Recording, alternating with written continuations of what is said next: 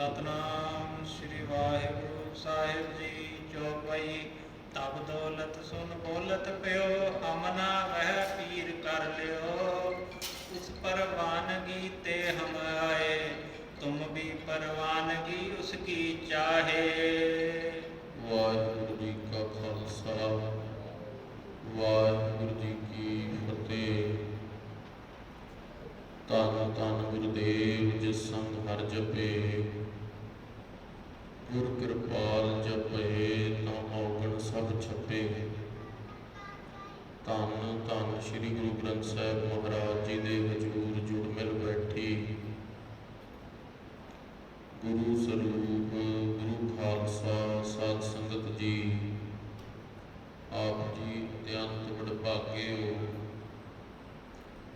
जो निता प्रति शामां दे दीवाना दे अंदर सोदर रहराज साहिब जी दे पाठ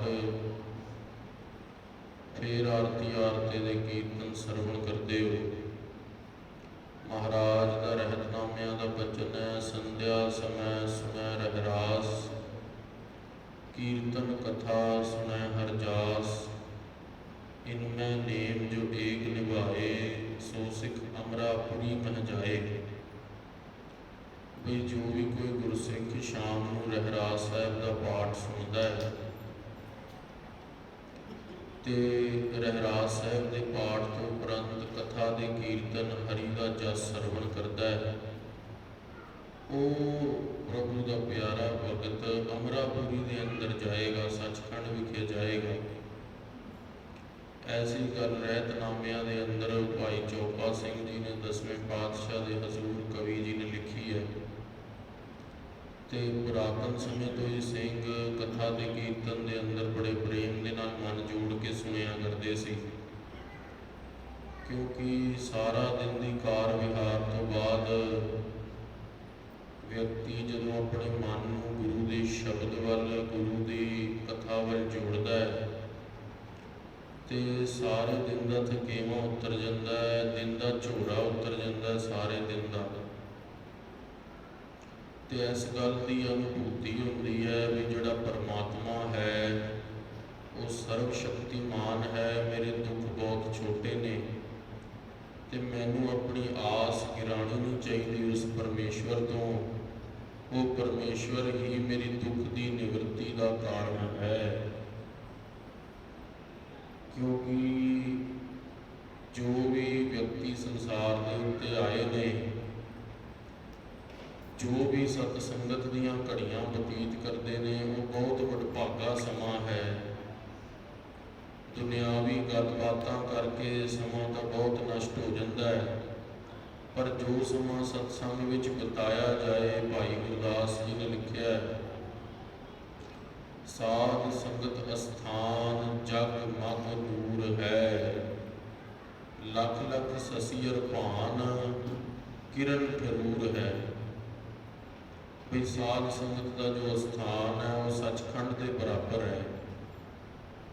ਉਹ ਸੁੱਖਾਂ ਦਾ ਭਰਿਆ ਹੋਇਆ ਸਥਾਨ ਸਦਾ ਸਥਿਰ ਰਹਿਣ ਵਾਲਾ ਹੈ। ਸੋ ਆਪ ਜੀ ਰੋਜ਼ ਦੇ ਪ੍ਰਸੰਗ ਸਰਵਣ ਕਰ ਰਹੇ ਹੋ। ਭਾਈ ਤਾਰੂ ਸਿੰਘ ਜੀ ਸ਼ਹੀਦ ਜੀ ਦੇ ਆਪ ਜੀ ਨੇ ਪਿਛਲੇ ਪ੍ਰਕਰਣਾਂ ਦੇ ਅੰਦਰ ਸਰਵਣ ਕੀਤਾ ਕਿ ਜਦੋਂ ਭਾਈ ਤਾਰੂ ਸਿੰਘ ਨੂੰ ਪੜਾਣੇ ਦੀ ਜੇਲ੍ਹ ਦੇ ਅੰਦਰ ਉੱਥੇ ਦੀ ਸੰਗਤ ਨੇ ਕਿਹਾ ਵੀ ਅਸੀਂ ਹੁਕਮਰਾਨਾਂ ਨੂੰ ਮਾਰ ਕੇ, ਫੌਜੀਆਂ ਨੂੰ ਮਾਰ ਕੇ ਤੁਹਾਨੂੰ ਰਿਹਾ ਕਰਾ ਲੈਂਦੇ ਹਾਂ, ਤੁਹਾਡੇ ਭੈਣ ਜੀ ਨੂੰ ਤਾਂ ਅਸੀਂ ਪੈਸੇ ਦੇ ਕੇ ਰਿਹਾ ਕਰਾ ਲਿਆ, ਤੁਹਾਡੀ ਰਿਹਾਈ ਵੀ ਕਰਾਉਣਾ ਚਾਹੁੰਦੇ ਹਾਂ। ਉਸ ਵੇਲੇ ਭਾਈ ਤਾਰੂ ਸਿੰਘ ਜੀ ਨੇ ਮਨਾ ਕਰ ਦਿੱਤਾ ਤੇ ਭਾਈ ਤਾਰੂ ਸਿੰਘ ਜੀ ਨੇ ਬਚਨ ਕਿਹਾ ਕਿ ਹਮੈ ਬਾਦਸ਼ਾਹੀ ਸੱਚੇ ਪਾਤਸ਼ਾਹ ਦਈ। ਬਈ ਸਾਨੂੰ ਜਿਹੜੀ ਬਾਦਸ਼ਾਹੀ ਹੈ, ਸੱਚਖੰਡ ਦੇ ਅੰਦਰ ਬੈਠਣਾ ਹੈ, ਉਹ ਸੱਚੇ ਪਾਤਸ਼ਾਹ ਦੀ ਕਿਰਪਾ ਦੇ ਨਾਲ ਮਿਲਿਆ ਹੈ ਤੇ ਸਾਡੇ ਤੋਂ ਮੌਕਾ ਖੁੰਝਵਾਓ ਨਾ। ਤੇ ਪੁੱਛਿਆ ਭਾਈ ਤਾਰੂ ਸਿੰਘ ਜੀ ਸਾਨੂੰ ਕਾਰਨ ਦੱਸੋ ਬਈ ਕਿਸ ਤਰ੍ਹਾਂ ਗੁਰੂ ਨਾਨਕ ਦੇਵ ਮਹਾਰਾਜ ਜੀ ਨੇ ਰਾਜ ਮੁਗਲਾਂ ਨੂੰ ਦਿੱਤਾ ਸੀ। ਤੇ ਮਹਾਰਾਜ ਦੱਸਦੇ ਨੇ, ਭਾਈ ਤਾਰੂ ਸਿੰਘ ਜੀ ਕਹਿੰਦੇ ਬਈ ਗੁਰੂ ਨਾਨਕ ਸਾਹਿਬ ਦੇ ਕੋਲ ਬਾਬਰ ਆਇਆ ਸੀ ਤੇ ਉਹ ਬਾਬਰ ਕਿਸ ਤਰ੍ਹਾਂ ਪਹੁੰਚਿਆ। ਉਸ ਨੂੰ ਲੈ ਕੇ ਆਉਣ ਵਾਲਾ ਸੀਗਾ ਦੌਲਤ ਖਾਨ, ਜੋ ਕਿ ਸਤਿਗੁਰਾਂ ਦੇ ਕੋਲ ਮੋਦੀ ਦੀ ਕਾਰ ਕਰਦਾ ਸੀ। ਸੱਚੇ ਪਾਤਸ਼ਾਹ ਮਹਾਰਾਜ ਗੁਰੂ ਨਾਨਕ ਦੇਵ ਦਾ ਸਿੱਖ ਹੋਇਆ ਰਾਏ ਬੁਲਾਰ। ਉਸ ਦੇ ਪਿਤਾ ਦਾ ਨਾਮ ਰਾਏ ਭੋਏ। ਰਾਏ ਬੁਲਾਰ ਦੇ ਪੁੱਤਰ ਦਾ ਨਾਮ ਮੀਆਂ ਭੋਏ। ਰਾਏ ਬੁਲਾਰ ਦਾ ਪੁੱਤਰ ਸੀਗਾ ਵਜ਼ੀਰ ਦਿੱਲੀ ਦਾ, ਉਸ ਨੂੰ ਮਰਵਾ ਦਿੱਤਾ ਇਬਰਾਹਿਮ ਲੋਧੀ ਬੈਰਮ ਖਾਨ ਨੇ। ਦੌਲਤ ਖਾਨ ਦੇ ਚਾਰੋਂ ਪੁੱਤਰ ਗਾਜੀ ਖਾਨ, ਗਜਮਸਤ ਖਾਨ, ਜੌਨੀ ਖਾਨ, ਜੌਲ ਖਾਨ, ਚਾਰਾਂ ਨੂੰ ਮਰਵਾ ਦਿੱਤਾ। ਤੇ ਉਹਨਾਂ ਨੇ ਰਾਤ ਨੂੰ ਜੋ ਜੇਲ੍ਹ ਦੇ ਅੰਦਰ ਚਿੱਠੀ ਲਿਖੀ ਸੀ ਵੀ ਪਿਤਾ ਸਾਡੀ ਮੌਤ ਦਾ ਬਦਲਾ ਜ਼ਰੂਰ ਲਵੀਂ, ਤੇ ਜੇ ਤੂੰ ਲੁਧਿਆਣਾ ਜਲਦੀ ਤੋਂ ਜਲਦੀ ਛੱਡ ਕੇ ਰੋੜੀ ਸਾਹਿਬ ਅਹਿਮਦਾਬਾਦ ਵਿਖੇ ਚਲਾ ਜਾ ਤੇ ਗੁਰੂ ਨਾਨਕ ਸਾਹਿਬ ਮਹਾਰਾਜ ਨੂੰ ਜਾ ਕੇ ਸਾਡੀ ਵਾਰਤਾ ਦੱਸ। ਸਾਰੀ ਵਾਰਤਾ ਸੱਚੇ ਪਾਤਸ਼ਾਹ ਨੂੰ ਸੁਣਾਈ। ਕਾਲਾ ਜਾਮਾ ਪਾ ਕੇ ਗੁਰੂ ਸਾਹਿਬ ਮਹਾਰਾਜ ਦੇ ਹਜ਼ੂਰ ਪਹੁੰਚਿਆ। ਫਰਿਆਦੀ ਬਣ ਕੇ ਗਿਆ, ਮਹਾਰਾਜ ਵੀ ਤੁਹਾਡੇ ਤੋਂ ਇਲਾਵਾ ਸਾਨੂੰ ਕੋਈ ਨਹੀਂ ਬਚਾ ਸਕਦਾ, ਜਾਂ ਤਾਂ ਤੁਸੀਂ ਪਾਤਸ਼ਾਹੀ ਕਰੋ ਜਾਂ ਆਪਣੇ ਪੁੱਤਰਾਂ ਨੂੰ ਦਿਓ। ਮਹਾਰਾਜ ਨੇ ਕਿਹਾ ਵੀ ਅਸੀਂ ਜਗਤ ਦੇ ਉੱਤੇ ਪਾਤਸ਼ਾਹੀ ਵੰਡਣ ਆਏ ਹਾਂ, ਸਾਡਾ ਆਪ ਪਾਤਸ਼ਾਹੀ ਕਰਨ ਨਹੀਂ ਆਏ। ਜੇ ਤੂੰ ਚਾਹੁੰਦਾ ਹੈ ਕਿ ਅਸੀਂ ਹੁਣ ਮੁਗਲਾਂ ਪਠਾਨਾਂ ਤੋਂ ਬਦਲਾ ਲਈਏ ਤੇ ਤੂੰ ਇੱਕ ਕੰਮ ਕਰ, ਕਾਬਲ ਦੇ ਅੰਦਰ ਚਲਾ ਜਾ ਤੇ ਬਾਬਰ ਨੂੰ ਲੈ ਆ ਜਾ ਕੇ ਚੜਾ ਕੇ, ਤੇ ਉਸ ਨੂੰ ਕਈ ਦਿਨ ਗੁਰੂ ਨਾਨਕ ਸਾਹਿਬ ਰਾਜ ਦੇਣਗੇ। ਜਦੋਂ ਇੰਨੀ ਗੱਲ ਸੁਣੀ ਤੇ ਉੱਥੇ ਸੱਚੇ ਪਾਤਸ਼ਾਹ ਧੰਨ ਗੁਰੂ ਨਾਨਕ ਦੇਵ ਮਹਾਰਾਜ ਦਾ ਬਚਨ ਮੰਨ ਕੇ ਕਾਬੁਲ ਵਿਖੇ ਚੱਲ ਪਿਆ। ਮਹਾਰਾਜ ਨੇ ਇੱਕ ਗੱਲ ਕਹੀ ਵੀ ਹੁਣ ਜੇ ਰਾਜ ਅਸੀਂ ਮੁਗਲਾਂ ਨੂੰ ਦੇ ਦਿੱਤਾ ਤੇ ਤੁਹਾਨੂੰ ਪਠਾਨਾਂ ਨੂੰ ਨਹੀਂ ਦਾਂਗੇ, ਉਸ ਗੱਲ ਦਾ ਪਛਤਾਵਾ ਨਾ ਜੇ ਕਰਿਓ। ਇੰਨੀ ਗੱਲ ਜਦੋਂ ਸੁਣੀ ਸੱਚੇ ਪਾਤਸ਼ਾਹ ਮਹਾਰਾਜ ਦੀ ਤੇ ਕਿਹਾ ਮਹਾਰਾਜ ਮੈਂ ਤਾਂ ਆਪਣੇ ਪੁੱਤਰਾਂ ਦਾ ਬਦਲਾ ਪਹਿਲੇ ਨੰਬਰ ਤੇ ਚਾਹੁੰਦਾ।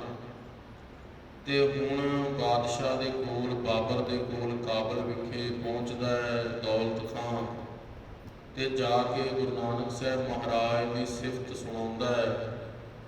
ਤੇ ਉੱਥੇ ਦੇ ਵਜ਼ੀਰ ਕਹਿੰਦੇ ਨੇ ਕਿ ਧਿਆਨ ਨਾਲ ਜਾਈ, ਬਾਬਰ ਹਿੰਦੁਸਤਾਨ ਜਿਹੜਾ ਹੈ ਉਹ ਸੋਨੇ ਦੀ ਚਿੜੀਆ ਤੇ ਹੈ, ਪਰ ਹਿੰਦੁਸਤਾਨ ਦੇ ਅੰਦਰ ਜਾਦੂ ਟੂਣਾ ਵੀ ਬਹੁਤ ਹੈ, ਕਾਲਾ ਜਾਦੂ ਵੀ ਬਹੁਤ ਹੈ।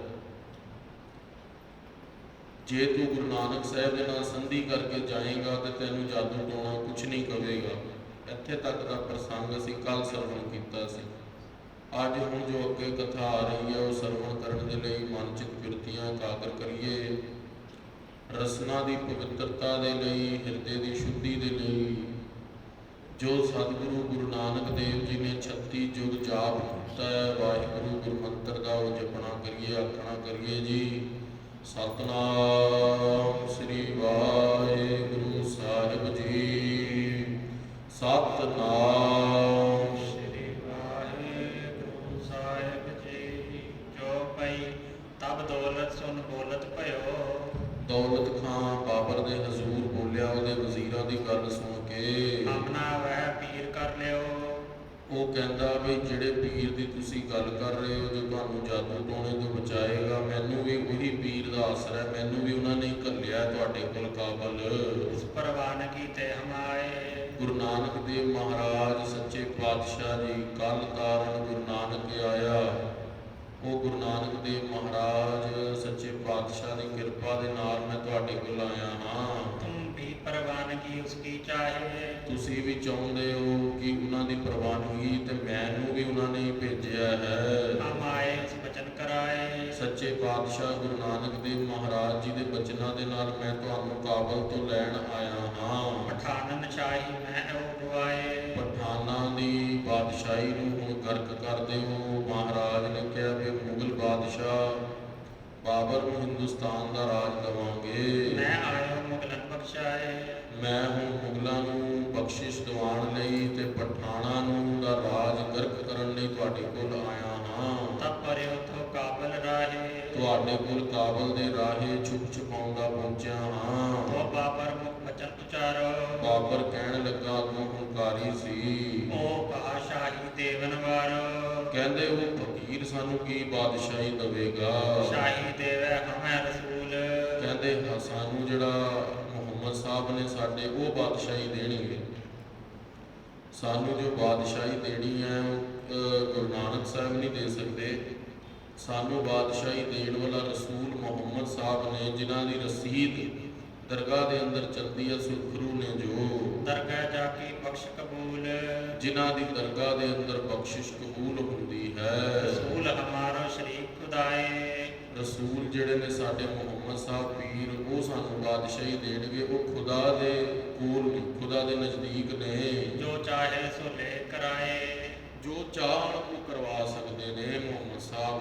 ਅਬ ਹਮ ਉਸਕੋ ਦੇਖੋ ਜਾਏ। ਮੁਹੰਮਦ ਸਾਹਿਬ ਨੂੰ ਹੁਣ ਅਸੀਂ ਜਾ ਕੇ ਸਾਰੀ ਵਾਰਤਾ ਅਸੀਂ ਆਪਣੇ ਹਜ਼ਰਤਾਂ ਦੇ ਕੋਲ, ਪੀਰਾਂ ਦੇ ਕੋਲ ਅਰਦਾਸ ਕਰਵਾਵਾਂਗੇ ਤੇ ਸਾਰੀ ਵਾਰਤਾ ਜਿਹੜੀ ਹੈ ਮੁਹੰਮਦ ਸਾਹਿਬ ਤੋਂ ਬਾਦਸ਼ਾਹੀ ਲਵਾਂਗੇ, ਹਿੰਦੁਸਤਾਨ ਦੀ, ਗੁਰੂ ਨਾਨਕ ਸਾਹਿਬ ਤੋਂ ਨਹੀਂ। ਕਛ ਮਨ ਹਮ ਪੈ ਤੇ ਪਤੇ ਆਏ। ਕੁਛ ਵੀ ਕਿਰਪਾ ਕਰਨ ਦੇ ਸਾਡੇ ਮੁਹੰਮਦ ਸਾਹਿਬ ਉਹ ਪਤਿਆਏ ਜਾਣਗੇ, ਸਰੀਜ ਜਾਣਗੇ।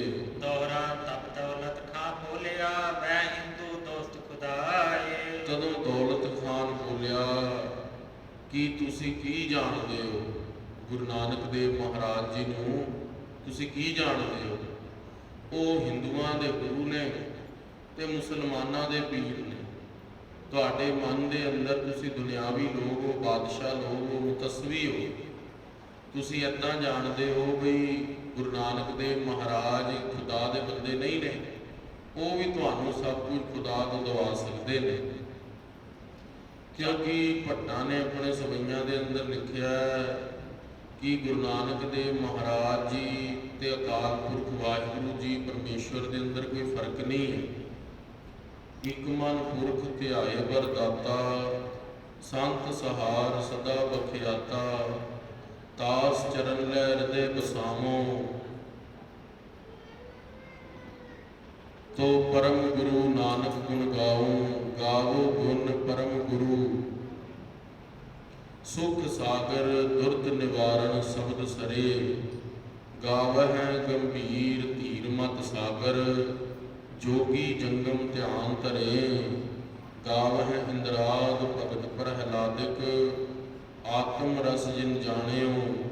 ਕਾਬੁ ਕਲ ਸੁਜਸ ਗਾਵੋ ਗੁਰੂ ਨਾਨਕ, ਰਾਜ ਜੋਗ ਜਿਨ ਮਾਣਿਓ।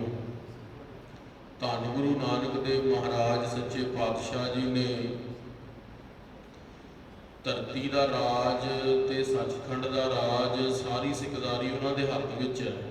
ਤੁਸੀਂ ਇਹ ਨਾ ਸਮਝੋ ਵੀ ਮੁਹੰਮਦ ਸਾਹਿਬ ਤੇ ਗੁਰੂ ਨਾਨਕ ਸਾਹਿਬ ਵਿੱਚ ਕੋਈ ਫਰਕ ਹੈ।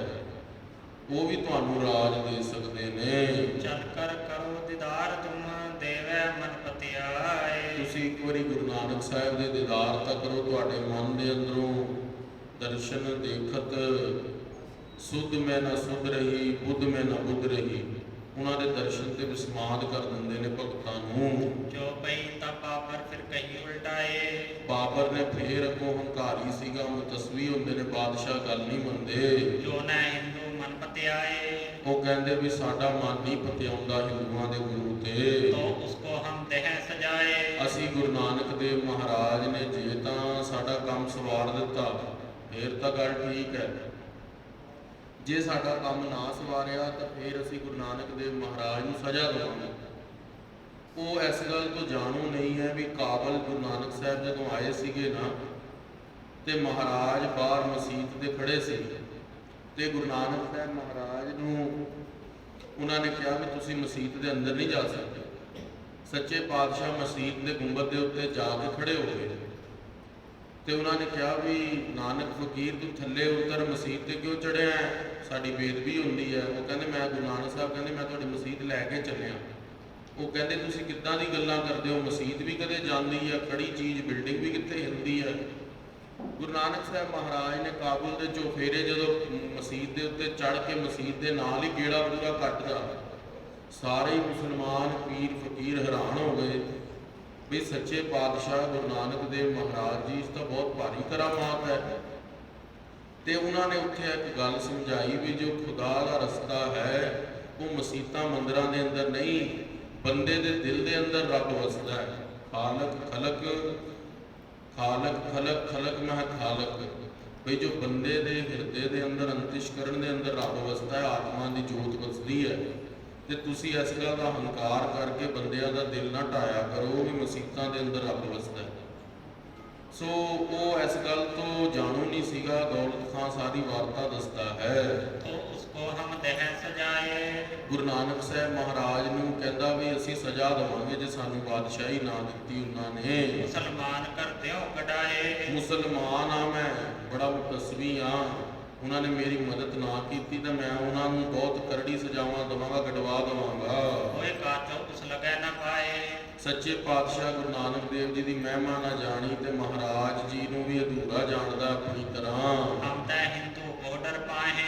ਕਹਿੰਦਾ ਮੈਂ ਹਿੰਦੂਆਂ ਨੂੰ ਬਹੁਤ ਡਰਾਨਾ। ਬਾਬਰ ਕਹਿਣ ਲੱਗਾ जरूर जरूर ही बह नट जाए। ਗੁਰੂ ਨਾਨਕ ਦੇਵ ਮਹਾਰਾਜ ਸੱਚੇ ਪਾਤਸ਼ਾਹ ਜੀ ਨੂੰ ਕਹਿਣ ਲੱਗਾ ਵੀ ਜੇ ਮੈਨੂੰ ਰਾਜ ਨਾ ਦਿੱਤਾ ਤੇ ਮੈਂ ਉਹਨਾਂ ਨੂੰ ਹਿੰਦੁਸਤਾਨ ਤੋਂ ਨਠਾ ਦੇਵਾਂਗਾ, ਭਜਾ ਦੇਵਾਂਗਾ। पर पहाड़ जाऊं लुकाए। ਗੁਰੂ ਨਾਨਕ ਦੇਵ ਮਹਾਰਾਜ ਨੂੰ ਕਸ਼ਮੀਰ ਦੇ ਅੰਦਰ ਬੀਕਾਨੇਰ ਦੇ ਉੱਤੇ ਹੋਰ ਚੰਬਲ ਦੀ ਪਹਾੜੀਆਂ ਵੱਲ ਨੂੰ ਭੇਜ ਦੇਵਾਂਗਾ। ਪਰ ਜੇ ਸੱਚੇ ਪਾਤਸ਼ਾਹ ਗੁਰੂ ਨਾਨਕ ਦੇਵ ਜੀ ਨੇ ਮੈਨੂੰ ਰਾਜ ਨਾ ਦਿੱਤਾ ਤਾਂ जो पक्के हो रहे अचल। ਗੁਰੂ ਨਾਨਕ ਦੇਵ ਮਹਾਰਾਜ ਜੀ ਨੂੰ ਤੁਸੀਂ ਜਾਣਦੇ ਹੋਗੇ, ਪਰ ਮੇਰਾ ਤਾਂ ਹਜੇ ਮਨ ਨਹੀਂ ਬਣਦਾ ਵੀ ਉਹਨਾਂ ਦੇ ਜੋ ਰਾਜ ਹੈ ਮੈਨੂੰ ਅਟਲ ਦੇ ਸਕਦੇ ਨੇ। जो कच्चो होवे जाऊ चल। ਗੁਰੂ ਨਾਨਕ ਦੇਵ ਮਹਾਰਾਜ ਜੀ ਨੇ ਬਚਨ, ਗੁਰੂ ਨਾਨਕ ਦੇਵ ਮਹਾਰਾਜ ਜੀ ਨੂੰ ਸੋਚਦਾ ਹੈ ਬਈ ਮਹਾਰਾਜ ਦੇ ਬਚਨ ਕੱਚੇ ਨੇ, ਪਰ ਉਹ ਇਹ ਨਹੀਂ ਜਾਣਦਾ ਵੀ ਉਹ ਸਾਰੀ ਬਾਦਸ਼ਾਹੀਆਂ ਪਾਤਸ਼ਾਹੀਆਂ ਦੇਣ ਵਾਲੇ ਨੇ। लिखे देख हम पक्को कच्चो। ਲੈ ਦੇ ਕੇ ਸਾਨੂੰ ਗੁਰੂ ਨਾਨਕ ਦੇਵ ਮਹਾਰਾਜ ਜੀ ਨੇ ਚਾਹੇ ਕੱਚਾ ਤੇ ਪੱਕਾ ਮੈਨੂੰ ਰਾਜ ਨਾ ਦਿੱਤਾ ਤਾਂ ਮੈਂ ਉਹਨਾਂ ਨੂੰ ਤਸੀਹੇ ਦੇਵਾਂਗਾ। आहे झूठ के आहे सो सच्चो। ਗੁਰੂ ਨਾਨਕ ਦੇਵ ਮਹਾਰਾਜ ਜੀ ਦੇ ਪ੍ਰਤੀ ਤੁਸੀਂ ਮੈਨੂੰ ਕੋਈ ਝੂਠ ਤਾਂ ਵਾਰਤਾ ਨਹੀਂ ਸੁਣਾ ਰਹੇ। ਬਾਬਰ ਬੋਲਿਆ सोरठा आगे दौलत लाए। बाबर चढ़े सो हिंद को। ਅੱਗੇ ਫੇਰ ਹੁਣ ਸੱਚੇ ਪਾਤਸ਼ਾਹ ਮਹਾਰਾਜ ਜੀ ਨੇ ਗੁਰੂ ਨਾਨਕ ਦੇਵ ਮਹਾਰਾਜ ਜੀ ਦੇ ਬਚਨ ਮੰਨ ਕੇ ਦੌਲਤ ਖਾਨ ਨੇ ਬਾਬਰ ਬਾਦਸ਼ਾਹ ਨੂੰ ਹਿੰਦੁਸਤਾਨ ਦੇ ਉੱਤੇ ਚੜਾ ਦਿੱਤਾ ਫੌਜ ਲਿਆ ਕੇ। सतगुर रबाब बजाए। मुख तय शब्द उचारियो। ਉਧਰੋਂ ਫੇਰ ਹੋਈ ਕਰਾਮਾਤ ਹੋਈ। ਗੁਰੂ ਨਾਨਕ ਸਾਹਿਬ ਮਹਾਰਾਜ ਰੋੜੀ ਸਾਹਿਬ ਵਿਖੇ ਅਮਨਾਬਾਦ ਸੀਗੇ, ਸੈਦਪੁਰ ਵੀ ਕਹਿੰਦੇ ਨੇ। ਸੱਚੇ ਪਾਤਸ਼ਾਹ ਮਹਾਰਾਜ ਜੀ ਨੇ ਬਚਨ ਕੀਤੇ ਮਰਦਾਨਿਆਂ ਰਬਾਬ ਛੇੜ ਬਾਣੀ ਆਈ ਹੈ। ਗੁਰੂ ਨਾਨਕ ਦੇਵ ਮਹਾਰਾਜ ਜੀ ਕਹਿਣ ਲੱਗੇ ਵੀ ਰਬਾਬ ਛੇੜੋ, ਬਾਣੀ ਆਈ ਹੈ। ਕਿਉਂਕਿ ਮਹਾਰਾਜ ਨੂੰ ਪਤਾ ਲੱਗ ਗਿਆ ਵੀ ਦੌਲਤ ਖਾਨ ਬਾਬਰ ਨੂੰ ਲੈ ਕੇ ਹੁਣ ਆ ਰਿਹਾ ਹਿੰਦੁਸਤਾਨ ਦੇ ਵਿੱਚ। शब्द खुरासान खसमाना किया। हिंदुस्तान डराया। ਇਸ ਸ਼ਬਦ ਜਿਹੜਾ ਤੁਸੀਂ ਹੁਣੇ ਸਰਵਣ ਕੀਤਾ ਆਸਾ ਰਾਗ ਦਾ ਸ਼ਬਦ ਹੈ, ਇਹ ਸ਼ਬਦ ਦੀ ਉਥਾਨਕਾ ਹੈ ਬਈ ਖੁਰਾਸਾਨ ਖਸਮਾਨਾ ਕੀਆ ਹਿੰਦੁਸਤਾਨ ਡਰਾਇਆ। ਜਦੋਂ ਬਾਬਰ ਬਾਦਸ਼ਾਹ ਹਿੰਦੁਸਤਾਨ ਦੇ ਉੱਤੇ ਚੜ੍ਹ ਕੇ ਆਉਣ ਲੱਗਾ, ਉਸ ਤੋਂ ਪਹਿਲਾਂ ਭਾਈ ਮਰਦਾਨਾ ਜੀ ਦੇ ਨਾਲ ਇੱਕ ਜੋਗੀਆਂ ਦੀ ਜਮਾਤ ਮਹਾਰਾਜ ਨੂੰ ਮੱਥਾ ਟੇਕਣ ਆਈ ਸੀਗੀ ਰੂੜੀ ਸਾਹਿਬ। ਤੇ ਜਦੋਂ ਰੂੜੀ ਸਾਹਿਬ ਮੱਥਾ ਟੇਕਣ ਆਈ ਸੱਚੇ ਪਾਤਸ਼ਾਹ ਜੀ ਦੇ ਕੋਲ, ਮਹਾਰਾਜ ਨੇ ਕਿਹਾ ਭਾਈ ਮਰਦਾਨਾ ਜੀ ਬਈ ਸਾਧੂ ਫਕੀਰ ਆਏ ਨੇ ਅਹਿਮਨਾਬਾਦ ਦੇ ਅੰਦਰੋਂ, ਲੋਧੀਆਂ ਤੋਂ ਪਠਾਣਾ ਤੋਂ ਕੁਝ ਮੰਗ ਕੇ ਲਿਆਓ, ਸਾਧੂਆਂ ਨੂੰ ਛਕਾਈਏ, ਆਪਾਂ ਭੁੱਖੇ ਨਾ ਤੋਰੀਏ। ਤੇ ਭਾਈ ਮਰਦਾਨਾ ਜੀ ਤੇ ਇੱਕ ਸਾਧੂਆਂ ਦੀ ਜਮਾਤ ਦਾ ਫਕੀਰ ਦੋਨੇ ਉੱਠ ਕੇ ਨਾ ਅਹਿਮਨਾਬਾਦ ਨਗਰ ਦੇ ਅੰਦਰ ਚਲੇ ਗਏ। ਤੇ ਜਦੋਂ ਨਗਰ ਦੇ ਅੰਦਰ ਗਏ, ਇੱਕ ਪਠਾਨ ਦੇ ਘਰ ਦਾ ਬੂਹਾ ਜਾ ਕੇ ਖੜਕਾਇਆ। ਉਹ ਪਠਾਨ ਹੰਕਾਰੀ ਸੀਗਾ ਬੜਾ, ਉਹਨੇ ਦੇਖਿਆ ਵੀ ਕੋਈ ਮੰਗਣ ਲਈ ਆਏ ਨੇ। ਉਹਨੇ ਗੁਰੂ ਨਾਨਕ ਦੇਵ ਮਹਾਰਾਜ ਜੀ ਨੂੰ ਆਖਣਾ ਕਰੋ ਸਤਨਾਮ ਸ਼੍ਰੀ वाहिगुरु। ਭਾਈ ਸੰਗਤ ਦੇ ਅੰਦਰ ਬੇਨਤੀ ਹੈ, ਗੱਲਾਂ ਨਾ ਮਾਰੋ, ਸਾਡਾ ਵੀ ਧਿਆਨ ਟੁੱਟਦਾ ਹੈ। ਸੋ ਰਹੋ ਵਿਚਾਰ। ਗੁਰੂ ਨਾਨਕ ਦੇਵ ਮਹਾਰਾਜ ਜੀ ਸੱਚੇ ਪਾਤਸ਼ਾਹ ਜੀ ਨੇ ਉੱਥੇ ਜਦੋਂ ਬਚਨ ਪ੍ਰਾਪਤ ਕਰਕੇ ਪਠਾਨ ਦੇ ਘਰੋਂ ਮੰਗਣ ਗਏ, ਜੋ ਬੜਾ ਹੰਕਾਰੀ ਸੀਗਾ, ਉਹ ਹੰਕਾਰੀ ਪਠਾਨ ਨੇ ਭਾਈ ਮਰਦਾਨਾ ਜੀ ਨੂੰ ਜ਼ੋਰ ਦੇ ਧੱਕਾ ਮਾਰਿਆ। ਤੇ ਜਦੋਂ ਧੱਕਾ ਮਾਰਿਆ ਤੇ ਮੁਰਲੇ ਦੋ ਦੰਦ ਭਾਈ ਮਰਦਾਨਾ ਜੀ ਦੇ ਟੁੱਟ ਗਏ। ਜਦੋਂ ਭਾਈ ਮਰਦਾਨਾ ਜੀ ਦੇ ਮੁਰਲੇ ਦੋ ਦੰਦ ਟੁੱਟ ਗਏ ਤੇ ਉੱਥੇ ਫੇਰ ਭਾਈ ਮਰਦਾਨਾ ਜੀ ਨੇ ਉਹ ਪਠਾਨ ਨੂੰ ਕਿਹਾ ਵੀ ਅਸੀਂ ਤਾਂ ਪ੍ਰਸ਼ਾਦਾ ਮੰਗਣ ਆਏ ਸੀ, ਤੁਸੀਂ ਨਹੀਂ ਦੇਣੇ ਤਾਂ ਨਾ ਦਿਓ, ਸਾਨੂੰ ਮਾਰੋ ਤੇ ਨਾ। ਜਾ ਕੇ ਸਾਰੀ ਵਾਰਤਾ ਗੁਰੂ ਨਾਨਕ ਦੇਵ ਮਹਾਰਾਜ ਸੱਚੇ ਪਾਤਸ਼ਾਹ ਨੂੰ ਦੱਸ ਦਿੱਤੀ। ਮਹਾਰਾਜ ਨੇ ਕਿਹਾ ਵੀ ਪਠਾਣਾ ਦੇ ਉੱਤੇ ਚੜ੍ਹ ਕੇ ਬਾਬਰ ਆ ਰਿਹਾ, ਉਹਨਾਂ ਦੇ ਹੰਕਾਰ ਨੂੰ ਤੋੜਨ ਦੇ ਲਈ। ਇਹ ਸ਼ਬਦ ਦੀ ਉਥਾਨਕ ਹੈ। ਜਦੋਂ ਇਹ ਮਹਾਰਾਜ ਦੇ ਕੋਲ ਭਾਈ ਮਰਦਾਨਾ ਜੀ ਟੁੱਟੇ ਦੰਦ ਦੇ ਨਾਲ ਲਹੂ ਵਗ ਰਿਹਾ ਸੀ, ਮਹਾਰਾਜ ਨੇ ਕਿਹਾ ਰਬਾਬ ਛੇੜੋ, ਬਾਣੀ ਆਈ ਹੈ। ਖੁਰਾਸਾਨ ਕਸਮਾਨਾ ਕੀਆ ਹਿੰਦੁਸਤਾਨ ਡਰਾਇਆ। ਮਹਾਰਾਜ ਕਹਿੰਦੇ ਖੁਰਾਸਾਨ ਤੋਂ ਕਾਬਲ ਤੋਂ ਚੜ ਕੇ ਖੁਰਾਸਾਨ ਕਸਮਾਨਾ ਕੀਆ, ਹਿੰਦੁਸਤਾਨ ਡਰਾਇਆ। ਮਾਰੋ ਮਾਰ ਕਰਦਾ ਬਾਬਰ ਬਾਦਸ਼ਾਹ ਹਿੰਦੁਸਤਾਨ ਦੇ ਉੱਤੇ ਚੜ ਕੇ ਆ ਗਿਆ।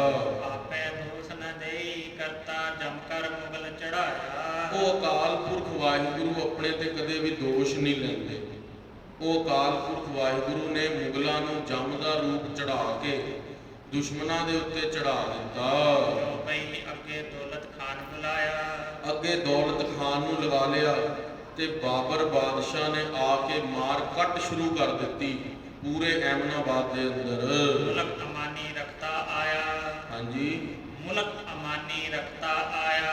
ਜਿਹੜਾ ਮੁਲਕ ਸੀਗਾ ਉਹ ਸਾਰੇ ਦੇ ਉੱਤੇ ਜ਼ਬਰਨ ਜ਼ੋਰ ਕਰਨ ਲੱਗ ਪਿਆ। ਬਾਬਰ ਹਿੰਦੁਸਤਾਨ ਨੂੰ ਡਰਾ ਦਿੱਤਾ ਇੱਕ ਵਾਰੀ ਆ ਕੇ। ਪਠਾਨਨ ਕੋ ਇੱਕ ਮਾਰਿਓ ਗ੍ਰਾਮ। ਪਠਾਣਾ ਦਾ ਪੂਰਾ ਨਗਰ ਹੀ ਗਰਕ ਕਰ ਦਿੱਤਾ। ਸੈਦਪੁਰ ਥੋ ਤਿਸਕੋ ਨਾਮ। ਸੈਦਪੁਰ ਨਾਮ ਸੀਗਾ ਜਿਸ ਨੂੰ ਐਮਨਾਬਾਦ ਵੀ ਕਹਿੰਦੇ ਨੇ। ਇਸ ਤਕਸੀਰ ਸਤਿਗੁਰ ਕੀ ਕਈ। ਗੁਰੂ ਨਾਨਕ ਸਾਹਿਬ ਦੇ ਦਿਸ਼ਾ ਨਿਰਦੇਸ਼ਾਂ ਅਨੁਸਾਰ ਬਾਬਰ ਬਾਦਸ਼ਾਹ ਐਮਨਾਬਾਦ ਦੇ ਅੰਦਰ ਆ ਗਿਆ। ਕੱਟ ਵੱਢ ਸ਼ੁਰੂ ਹੋ ਗਈ ਤੇ ਉੱਥੇ ਮਹਾਰਾਜ ਨੇ ਬਾਣੀ 'ਚ ਲਿਖਿਆ ਕੋਈ ਮੁਗਲ ਨਾ ਹੋਵਾ ਅੰਧਾ। ਉਹਨਾਂ ਦੇ ਪਠਾਣਾ ਦਾ ਕੋਈ ਜਾਦੂ ਨਾ ਚੱਲਿਆ। ਤਬ ਉਨਕੀ ਗਤ ਵੈਸੀ ਭਈ। ਉਹਨਾਂ ਦੀ ਗੱਤ ਵੈਸੀ ਪਈ ਜਿਵੇਂ ਉਹਨਾਂ ਨੇ ਸਾਧੂ ਮਹਾਤਮਾਵਾਂ ਨੂੰ ਭਾਈ ਮਰਦਾਨਾ ਜੀ ਕਿਆਂ ਨੂੰ ਦੁੱਖ ਦਿੱਤਾ ਸੀ। ਦੌਲਤ ਖਾਨ ਤਾਂ ਬਾਬਰ ਬੁਲਾਇਆ। ਦੌਲਤ ਖਾਨ ਨੇ ਤਦੋਂ ਬਾਬਰ ਨੂੰ ਕਿਹਾ ਵੀ ਆ ਜਾ ਹੁਣ। ਹੁਕਮ ਤਾਸ ਕੋ ਜੋ ਫਰਮਾਇਆ। ਕਹਿੰਦਾ ਆ ਜਾ, ਤੈਨੂੰ ਗੁਰੂ ਨਾਨਕ ਦੇਵ ਮਹਾਰਾਜ ਜੀ ਦੇ ਨਾਲ ਵੀ ਮੇਲ ਕਰਵਾ ਦਈਏ। ਹੁਣ ਤੂੰ ਆਪਣਾ ਜੋ ਜ਼ੋਰ ਹੈ ਐਮਨਾਬਾਦ ਦਿਖਾ ਲਿਆ, ਹੁਣ ਫਕੀਰਾਂ ਤੋਂ ਆਸ਼ੀਰਵਾਦ ਲੈ ਲੈ। ਪੰਜਾਬ ਮੁਲਕ ਨਾਨਕ ਕੋ ਆਇਆ। ਗੁਰੂ ਨਾਨਕ ਦੇਵ ਮਹਾਰਾਜ ਜੀ ਦੇ ਕੋਲ ਪੰਜਾਬ ਦੇ ਮੁਲਕ ਲਹਿੰਦੇ ਪੰਜਾਬ ਵੱਲ ਆ ਗਿਆ ਬਾਬਰ। ਇਬਨਾ ਮਾਦ ਟਿਕ ਹੁਤੋ ਬਤਾਇਆ। ਐਮਨਾਬਾਦ ਨਗਰ ਦੇ ਅੰਦਰ ਮਾਰ ਕੱਟ ਕਰਕੇ ਜ਼ਬਰਨ ਜ਼ੋਰ ਕਰਕੇ ਬਾਬਰ ਬਾਦਸ਼ਾਹ ਫਿਰ ਹੁਕਮ ਚਲਾਉਂਦਾ ਹੈ। ਕਿਲ ਜਨ ਤੇ ਵਹਿ ਮਨ ਕਰ ਡਰ। ਕਿਲ ਜਨ ਤੇ ਵਹਿ ਮਨ ਕਰ ਡਰ। ਜਿਹੜੇ ਜਿੰਨੇ ਵੀ ਪਠਾਨ ਸੀਗੇ ਉਹਨਾਂ ਦੇ ਮਨ ਦੇ ਅੰਦਰ ਡਰ ਪਾ ਦਿੱਤਾ। ਸੋ ਨਟ ਕਿਉ ਕਹਿ ਰਹਿਓ ਘਰ। ਕਹਿੰਦੇ ਜਿੰਨੇ ਵੀ ਘਰ, ਕਈ ਤਾਂ ਮਾਰ ਦਿੱਤੇ, ਕਈ ਨਠਾ ਦਿੱਤੇ, ਕਈ ਆਪਣੇ ਘਰ ਦੇ ਅੰਦਰ ਲੁਕ ਕੇ ਬਹਿ ਗਏ। ਜੋ ਨਟ ਕਿਉ ਤਾਂ ਫੇਰ ਲਿਆਵੋ। ਗੁਰੂ ਨਾਨਕ ਦੇਵ ਮਹਾਰਾਜ ਜੀ ਨੂੰ ਹੁਣ ਸੋਚਦਾ ਹੈ ਬਈ ਕੀ ਗੱਲ ਵੀ ਤੁਹਾਡਾ ਪੀਰ ਨਹੀਂ ਦਿਖਦਾ, ਹੰਕਾਰ ਦੇ ਅੰਦਰ ਹਾਥੀ ਦੇ ਚੜਿਆ ਬੋਲਦਾ। ਕਹਿੰਦੇ ਤੁਹਾਡੇ ਗੁਰੂ ਨਾਨਕ ਨਹੀਂ ਦਿਸਦੇ ਮੈਨੂੰ। ਹੁਣ ਦੌਲਤ ਖਾਨ ਜੇ ਉਹ ਭੱਜ ਗਏ ਨੇ ਮੇਰੇ ਡਰ ਦੇ ਨਾਲ ਤਾਂ ਉਹਨਾਂ ਨੂੰ ਫੜ ਕੇ ਲਿਆ। ਹਮ ਸੋ ਬਾਤਾਂ ਆਨ ਕਰਾਵੋ। ਮੇਰੇ ਨਾਲ ਮੁਲਾਕਾਤ ਕਰਾ। ਕੌਣ ਨੇ ਗੁਰੂ ਨਾਨਕ ਦੇਵ ਜੀ? ਹਮ ਉਸੋਂ ਕਰੇ ਨ ਕੋਟੀ ਕੋਈ। ਗੁਰੂ ਨਾਨਕ ਦੇਵ ਦੇ ਨਾਲ ਕੋਈ ਗਲਤ ਗੱਲ ਨਹੀਂ ਕਰਾਂਗੇ, ਪਰ ਮੇਰੇ ਮੂਹਰੇ ਲੈ ਕੇ ਆਵੇ ਕੌਣ ਨੇ ਗੁਰੂ ਨਾਨਕ ਦੇਵ ਜੀ। ਦਿਓ ਜਗੀਰ ਜੋ ਚਾਹੇ ਓਈ। ਗੁਰੂ ਨਾਨਕ ਦੇਵ ਮਹਾਰਾਜ ਜੀ ਨੂੰ ਮੂੰਹ ਮੰਗੀਆਂ ਜਗੀਰਾਂ ਦੇਵਾਂਗੇ। ਸੋ ਮੂਰਖ ਲਕੀ ਨਾ ਬਾਤ। ਉਹ ਮੂਰਖ ਸੀਗਾ ਬਾਬਰ, ਉਹ ਕੀ ਜਾਣੇ ਸਤਿਗੁਰੂ ਸੱਚੇ ਪਾਤਸ਼ਾਹ ਤਿੰਨ ਬੇਦੀਆਂ ਕੀ ਕੁਲ ਵਿਖੈ। ਪ੍ਰਗਟੈ ਨਾਨਕ ਰਾਏ ਸਭ ਸਿੱਖਨ ਕੋ ਸੁਖ ਦਏ ਜੈ ਤੈ ਭਏ ਸਹਾਇ। ਉਹ ਤੇ ਸਿੱਖਾਂ ਨੂੰ ਸੁਖ ਦੇਣ ਲਈ ਆਏ ਨੇ, ਸੰਗਤਾਂ ਦੀ ਸਹਾਇਤਾ ਲਈ ਆਏ ਨੇ, ਪਰ ਇਹ ਗੱਲ ਨੂੰ ਬਾਬਰ ਨਾ ਜਾਣ ਸਕਿਆ, ਮੂਰਖ ਹੈ। ਸਤਿਗੁਰ ਡਰ ਕਬ ਕਿਸਤੇ ਜਾਤ। ਸਤਿਗੁਰੂ ਸੱਚੇ ਪਾਤਸ਼ਾਹ ਮਹਾਰਾਜ ਜੀ ਦਾ ਡਰ ਨਹੀਂ ਧਾਰਨ ਕੀਤਾ। ਕਰਤਾ ਹਰਤਾ ਆਪੇ ਹੋਈ। ਗੁਰੂ ਨਾਨਕ ਦੇਵ ਮਹਾਰਾਜ ਜੀ ਆਪ ਵੀ ਕਰਤਾ ਭੁਗਤਾ ਨੇ। ਉਸਕੇ ਡਰ ਤੇ ਜਗ ਸੁਖ ਹੋਈ। ਗੁਰੂ ਨਾਨਕ ਦੇਵ ਮਹਾਰਾਜ ਜੀ ਤਾਂ ਆਪ ਹੀ ਜਗਤ ਨੂੰ ਸੁਖ ਦੇਣ ਦੇ ਲਈ ਅਵਤਾਰ ਧਾਰਿਆ ਹੈ। ਦੋਹਰਾ ਜੈ ਸਤਿਗੁਰ ਤੇ ਤਪ ਕਰਤ ਉਪਰ ਰੋੜੀ ਥਾਏ। ਹੁਣ ਸੰਗਤ ਜੀ ਅੱਗੇ ਇਤਿਹਾਸ ਟਿਊਕ ਮਾਤਰ ਸਰਵਣ ਕਰ ਲੈਣਾ, ਕਿਉਂਕਿ ਉਹ ਪ੍ਰਸੰਗ ਬਹੁਤ ਲੰਬਾ ਹੋ ਜਾਵੇਗਾ। ਜਦੋਂ ਬਾਬਰ ਬਾਦਸ਼ਾਹ ਫਿਰ ਇਸ ਤਰ੍ਹਾਂ ਐਮਨਾਬਾਦ ਦੀ ਨਗਰ ਵਿੱਚ ਪਹੁੰਚਿਆ, ਗੁਰੂ ਨਾਨਕ ਦੇਵ ਮਹਾਰਾਜ ਜੀ ਦੇ ਦਰਸ਼ਨ ਕੀਤੇ, ਸੱਚੇ ਪਾਤਸ਼ਾਹ ਦੇ ਦਰਸ਼ਨ ਕੀਤੇ ਤੇ ਦੌਲਤ ਖਾਨ ਨੂੰ ਪੁੱਛਦਾ ਹੈ ਵੀ ਦਰਸ਼ਨਾਂ ਦੇ ਲਈ ਕੀ ਲੈ ਕੇ ਜਾਵਾਂ, ਕਿਉਂਕਿ ਸਾਰ ਕਿਤਾਬਲੀ ਇੱਕ ਗ੍ਰੰਥ ਹੈ, ਟਕਸਾਲ 'ਚ ਪੜ੍ਹਾਉਂਦੇ ਨੇ। ਪੰਡਤ ਹਰਦਿਆਲ ਜੀ ਨੇ ਲਿਖਿਆ, ਉਹਨਾਂ ਨੇ ਕਿਹਾ ਵੀ ਭਿੱਛੂਕ ਮੰਗਣ ਵਾਲਾ, ਰਾਜਾ, ਗੁਰੂ ਤੇ ਵੈਦ, ਇਹਨਾਂ ਦੇ ਕੋਲ ਚਾਰਾਂ ਕੋਲ ਜਾਈਏ, ਇਹਨਾਂ ਦੇ ਖਾਲੀ ਹੱਥ ਨਾ ਜਾਈਏ। ਤੇ ਉਹ ਪੁੱਛਦਾ ਹੈ ਦੌਲਤ ਖਾਨ ਨੂੰ ਵੀ ਗੁਰੂ ਨਾਨਕ ਦੇਵ ਮਹਾਰਾਜ ਕੋਲ ਕੀ ਲੈ ਕੇ ਜਾਵਾਂ ਬਈ ਤੂੰ ਕਹਿੰਦਾ ਵੀ ਉਹ ਮਸਤ ਫਕੀਰ ਨੇ, ਕੁਝ ਲੈਂਦੇ ਨਹੀਂ ਨੇ, ਤੇ ਸੋਚਦਾ ਫਿਰ ਮਨ ਦੇ ਅੰਦਰ ਵੀ 7 ਮੁੱਠੀਆਂ ਭੰਗ ਦੀਆਂ ਲੈ ਲੈ। ਬਈ ਜਿਹੜੇ ਸਾਧੂ ਫਕੀਰ ਹੁੰਦੇ ਨੇ ਭੰਗ ਪੀ ਕੇ ਆਪਣੀ ਬਿਰਤੀ ਜੋੜ ਲੈਂਦੇ ਨੇ ਪਰਮੇਸ਼ਵਰ ਦੇ ਦਰ ਦੇ ਉੱਤੇ, ਉਹਨਾਂ ਦੇ ਲਈ ਭੰਗ ਲਿਆ ਜਾਂਦਾ। ਬਾਬਰ ਨੇ ਜਾ ਕੇ 7 ਮੁੱਠੀਆਂ ਭੰਗ ਦੀਆਂ ਮਹਾਰਾਜ ਦੇ ਮੂਹਰੇ ਰੱਖ ਦਿੱਤੀਆਂ ਤੇ ਮਹਾਰਾਜ ਨੇ ਬਚਨ ਕਿਹਾ, ਕਹਿੰਦੇ ਅਸੀਂ ਉਹ ਸਾਧੂ ਫਕੀਰ ਉਹ ਨਹੀਂ, ਅਸੀਂ ਨਾਮ ਜਪ ਕੇ ਹੀ ਖੁਮਾਰੀ ਸਾਨੂੰ ਚੜੀ ਰਹਿੰਦੀ ਹੈ, ਨਾਮ ਦੀ ਖੁਮਾਰੀ ਦੇ ਨਾਲ ਹੀ ਸਾਨੂੰ ਆਨੰਦ ਬਣਿਆ ਰਹਿੰਦਾ ਹੈ। ਤੇ ਉਹ ਵਾਹਿਗੁਰੂ ਦੇ ਨਾਮ ਦਾ ਡਰ ਜੋ ਹੈ ਉਹੀ ਸਾਡਾ ਭਉ ਤੇਰਾ ਭਾਂ ਖੱਲੜੀ ਮੇਰਾ ਚੀਤ। ਸੱਚੇ ਪਾਤਸ਼ਾਹ ਨੇ ਕਿਹਾ ਵੀ ਉਹ ਵਾਹਿਗੁਰੂ ਦਾ ਨਾਮ ਹੀ ਸਾਡੇ ਲਈ ਭੰਗ ਹੈ। ਤੇ ਪਰ ਤੂੰ ਭੇਟਾ ਪ੍ਰੇਮ ਦੇ ਨਾਲ ਪ੍ਰਵਾਨ ਕੀਤੀ ਹੈ, ਅਸੀਂ ਤੈਨੂੰ ਇਸ ਭੇਟਾ ਦਾ ਮੁੱਲ ਦੇਵਾਂਗੇ। ਅੱਗੋਂ ਹੰਕਾਰੀ ਸੀਗਾ ਬਾਦਸ਼ਾਹ ਬਾਬਰ, ਉਹ ਕਹਿੰਦਾ ਮਹਾਰਾਜ ਤੁਸੀਂ ਮੈਨੂੰ ਕੀ ਦਿਓਗੇ? ਮੈਨੂੰ ਤਾਂ ਮੁਹੰਮਦ ਸਾਹਿਬ ਗੁਰੂ ਨਾਨਕ ਦੇਵ ਜੀ ਰਾਜ ਉਹ ਦੇਣਗੇ। ਮਹਾਰਾਜ ਕਹਿੰਦੇ ਵੀ ਤੈਨੂੰ ਮੁਹੰਮਦ ਸਾਹਿਬ ਕੋਲ ਪਹੁੰਚਾ ਦਿੰਦੇ ਆ। ਕਹਿੰਦਾ ਤੁਸੀਂ ਮੈਨੂੰ ਸੱਚੀ ਉੱਥੇ ਪਹੁੰਚਾ ਸਕਦੇ ਹੋ? ਮਹਾਰਾਜ ਕਹਿੰਦੇ ਵੀ ਪਹੁੰਚਾ ਦਿੰਦੇ ਆ। ਮਹਾਰਾਜ ਨੇ ਕਿਹਾ ਨੇਤਰ ਬੰਦ ਕਰ। ਮਹਾਰਾਜ ਨੇ ਭਾਈ ਮਰਦਾਨੇ ਦਾ ਕਮੰਡਲ ਲਿਆ, ਛਿੱਟਾ ਮਾਰਿਆ, ਸਿੱਧਾ ਮੁਹੰਮਦ ਸਾਹਿਬ ਦੀ ਦਰਗਾਹ ਦੇ ਅੰਦਰ ਪਹੁੰਚਾਤਾ, ਜਿੱਥੇ ਸਾਰੇ ਵੱਡੇ ਵੱਡੇ ਫਕੀਰ ਲਾਈਨਾਂ 'ਚ ਖੜੇ ਸੀਗੇ ਪਰਮੇਸ਼ਵਰ ਦੇ ਦਰ ਦੇ ਉੱਤੇ, ਮੁਹੰਮਦ ਸਾਹਿਬ ਵੀ ਖੜੇ ਸੀ। ਕੁਝ ਕੁ ਭਗਤਾਂ ਤੋਂ ਬਾਅਦ ਉਹਦੀ ਵੀ ਵਾਰੀ ਆਈ ਬਾਬਰ ਦੀ। ਉਹਨੇ ਕਿਹਾ ਮਹਾਰਾਜ ਵੀ ਮੈਨੂੰ ਧਰਤੀ ਦਾ ਰਾਜ ਦਿਓ। ਜਦੋਂ ਧਰਤੀ ਦਾ ਰਾਜ ਮੰਗਿਆ ਤੇ ਮੁਹੰਮਦ ਸਾਹਿਬ ਨੇ ਕਿਹਾ ਵੀ ਸਾਡੇ ਕੋਲ ਤੇ ਖੁਰਾਸਾਨ ਦਾ ਰਾਜ ਹੀ ਹੈ, ਜਿਹੜਾ ਹਿੰਦੁਸਤਾਨ ਦਾ ਪੂਰੇ ਦਾ ਰਾਜ ਹੈ ਉਹ ਗੁਰੂ ਨਾਨਕ ਦੇਵ ਮਹਾਰਾਜ ਜੀ ਕੋਲ ਹੈ।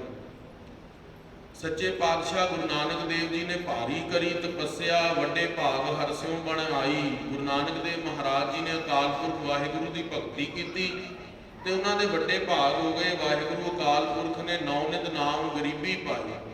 ਗੁਰੂ ਨਾਨਕ ਦੇਵ ਮਹਾਰਾਜ ਜੀ ਨੂੰ ਨੌ ਨਿਤ ਨਾਮ ਤੇ ਗਰੀਬੀ ਗੁਰੂ ਨਾਨਕ ਦੇ ਘਰ 'ਚ ਪਾ ਦਿੱਤੀ। ਵਡਿਆਈ ਜਿਹੜੀ ਗੁਰੂ ਨਾਨਕ ਦੇਵ ਨੂੰ ਦੇ ਦਿੱਤੀ ਹੈ, ਸਾਡੇ ਕੋਲ ਵਡਿਆਈ ਨਹੀਂ ਹੈ, ਤੈਨੂੰ ਹਿੰਦੁਸਤਾਨ ਦਾ ਰਾਜ ਨਹੀਂ ਅਸੀਂ ਦੇ ਸਕਦੇ। ਨਮੋਸ਼ ਹੋ ਕੇ ਵਾਪਸ ਆਂਦਾ ਧਰਤੀ ਦੇ ਉੱਤੇ ਅਹਿਮਦਾਬਾਦ ਗੁਰੂ ਨਾਨਕ ਦੇਵ ਮਹਾਰਾਜ ਜੀ ਕੋਲ ਤੇ ਸੱਚੇ ਪਾਤਸ਼ਾਹ ਨੂੰ ਬੇਨਤੀ ਕਰਦਾ ਮਹਾਰਾਜ ਮੇਰੇ ਤੋਂ ਗਲਤੀ ਹੋ ਗਈ। ਤੇ ਕਹਿੰਦਾ ਮਹਾਰਾਜ ਜਦੋਂ ਤੁਸੀਂ ਪਹਿਲਾਂ ਹੀ ਰਾਜ ਦੇ ਸਕਦੇ ਸੀਗੇ ਤੇ ਮੈਨੂੰ ਮੁਹੰਮਦ ਸਾਹਿਬ ਦੇ ਕੋਲ ਉੱਤੇ ਕਿਉਂ ਘੱਲਿਆ ਵੀ ਤੁਸੀਂ ਪਹਿਲੀ ਵਾਰੀ ਰਾਜ ਦੇ ਦਿੰਦੇ।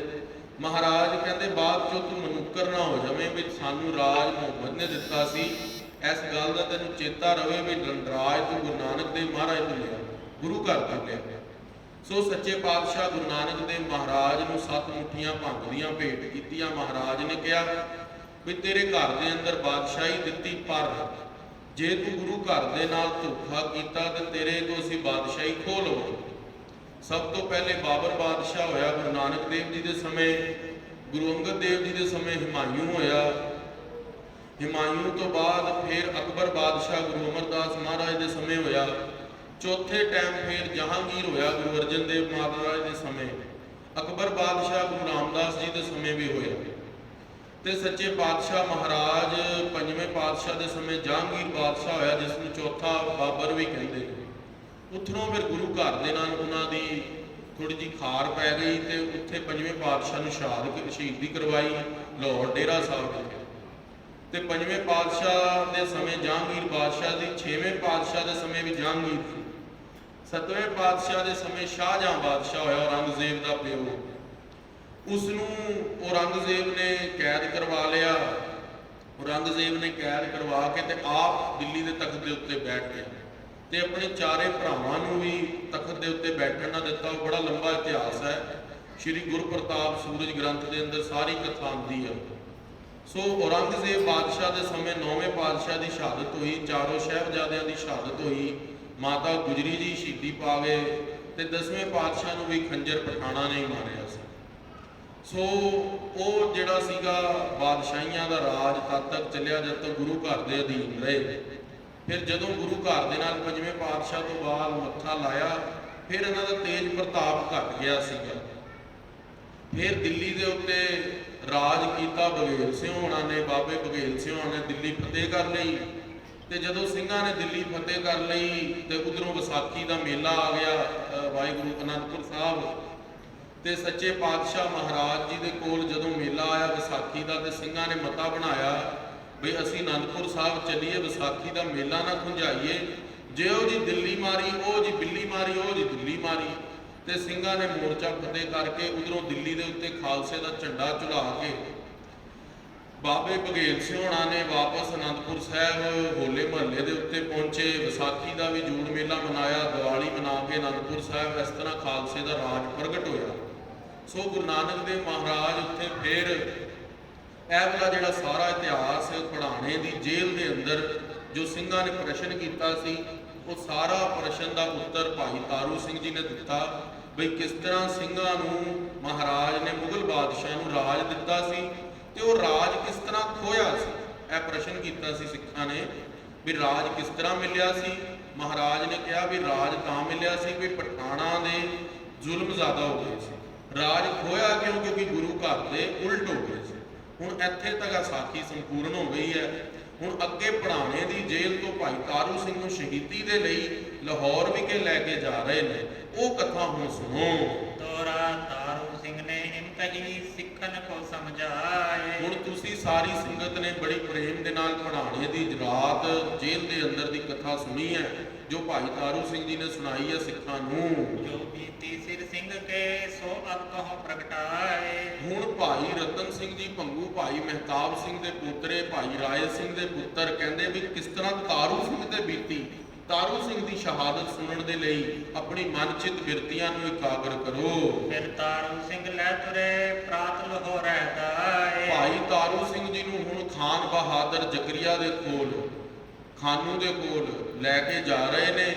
ਤੇ ਕਿਸ ਤਰ੍ਹਾਂ ਬੰਨਿਆ ਹੋਇਆ ਹੈ, ਗਲੇ ਦੇ ਅੰਦਰ ਵੱਡਾ ਜਿਹਾ ਗੋਲਾ ਪਾ ਕੇ ਲੋਹੇ ਦਾ ਵੱਡਾ, ਹੱਥ ਦੇ ਅੰਦਰ ਜੰਜੀਰਾਂ ਤੇ ਵਿੱਚ ਇੱਕ ਸੋਟਾ ਪਾਇਆ ਹੋਇਆ। ਤੇ ਭਾਈ ਤਾਰੂ ਸਿੰਘ ਜੀ ਦੇ ਪੈਰਾਂ ਦੇ ਅੰਦਰ ਵੀ ਲੋਹਾ ਬੰਨਿਆ ਹੋਇਆ ਪੂਰਾ।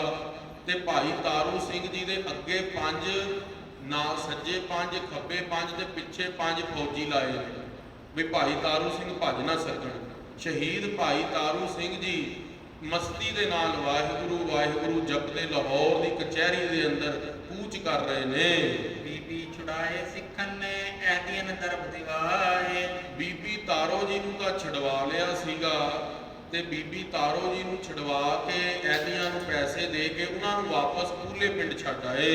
ਜੋ ਪਈ ਫਿਰ ਸਤ ਸੰਗਤ ਸਭ ਹੱਥ ਜੋੜਿਆ। ਸਤ ਸੰਗਤ ਦੇ ਅੰਦਰ ਸਾਰੇ ਪ੍ਰੇਮੀਆਂ ਨੇ ਭਾਈ ਤਾਰੂ ਸਿੰਘ ਜੀ ਨੂੰ ਜਦੋਂ ਹੱਥ ਜੋੜੇ ਵੀ ਹੁਣ ਚੱਲੇ ਨੇ, ਕਿਉਂਕਿ ਸੰਗਤ ਤਾਂ ਚਾਹੁੰਦੀ ਸੀ ਭਾਈ ਤਾਰੂ ਸਿੰਘ ਆਜ਼ਾਦ ਹੋਣ, ਪਰ ਭਾਈ ਤਾਰੂ ਸਿੰਘ ਜੀ ਦਾ ਜੋ ਮਨਸਾ ਸੀਗਾ, ਮਨਸੂਬਾ ਸੀ, ਜੋ ਹਿਰਦੇ ਦੇ ਅੰਦਰ ਸ਼ਹਾਦਤ ਪੀਣ ਦਾ ਇੱਕ ਭਾਰੀ ਜਿਹੜਾ ਜਲਸਾ ਸੀ ਉਹਨਾਂ ਦੇ ਹਿਰਦੇ ਦੇ ਅੰਦਰ, ਉਹ ਤਾਂਗ ਨੂੰ ਨਾ ਦੇਖਦੇ ਹੋਏ ਸਿੰਘਾਂ ਨੇ ਫਿਰ ਉਧਰੋਂ ਹੀ ਫਤਿਹ ਬੁਲਾ ਦਿੱਤੀ ਸੀ। ਨਿਭੈ ਲਾਜ ਸਿੱਖੀ ਕੀ ਉੜੈ। ਉਹ ਸਾਰੇ ਸਿੱਖਾਂ ਨੇ ਮਿਲ ਕੇ ਫਿਰ ਅੱਖਾਂ ਦੇ ਅੰਦਰ ਹੰਝੂ ਲਿਆ ਕੇ ਅਰਦਾਸ ਕਰੀ ਬਈ ਗੁਰੂ ਕੇ ਪਿਆਰਿਆਂ ਦੀ ਸਿੱਖੀ ਕੇਸਾਂ ਸਵਾਸਾਂ ਨਾਲ ਨਿਭੇ। ਅੱਜ ਸੰਗਤ ਜੀ ਪਿਕਚਰਾਂ ਵੀ ਬਣ ਗਈਆਂ ਨੇ ਐਨੀਮੇਸ਼ਨ, ਪਰ ਪਿਕਚਰਾਂ ਦੇ ਅੰਦਰ ਆਹ ਵਾਲਾ ਇਤਿਹਾਸ ਨਹੀਂ ਮਿਲਦਾ ਜੋ ਭਾਈ ਤਾਰੂ ਸਿੰਘ ਜੀ ਨੇ ਪੜਾਣੇ ਦੀ ਜੇਲ੍ਹ ਦੇ ਅੰਦਰ ਦੱਸਿਆ। ਇਸ ਕਰਕੇ ਕਥਾ ਜਿਹੜੀ ਸੁਣਨੀ ਗ੍ਰੰਥਾਂ ਚੋਂ ਬਹੁਤ ਜ਼ਰੂਰੀ ਹੈ। ਅੱਜ ਕਈ ਵਾਰੀ ਉਹ ਚਲੋ ਪਿਕਚਰਾਂ ਵੀ ਠੀਕ ਨੇ, ਬੱਚਿਆਂ ਨੂੰ ਅਸੀਂ ਦੱਸਣਾ ਹੁੰਦਾ ਤੇ ਉਹ ਵੀ ਸਹਾਇਕ ਨੇ, ਗਲਤ ਨਹੀਂ ਨੇ, ਪਰ ਜੋ ਪੂਰਾ ਇਤਿਹਾਸ ਤੁਸੀਂ ਸੁਣਨਾ ਚਾਹੁੰਦੇ ਹੋ ਨਾ ਗ੍ਰੰਥ ਦਾ, ਫਿਰ ਤੇ ਤੁਹਾਨੂੰ ਪ੍ਰਾਚੀਨ ਪੰਥ ਪ੍ਰਕਾਸ਼ ਸ੍ਰੀ ਗੁਰਪੰਥ ਪ੍ਰਕਾਸ਼ ਪੜ੍ਹਨਾ ਪਵੇਗਾ, ਜੋ ਕਿ ਜ਼ਰੂਰੀ ਹੈ।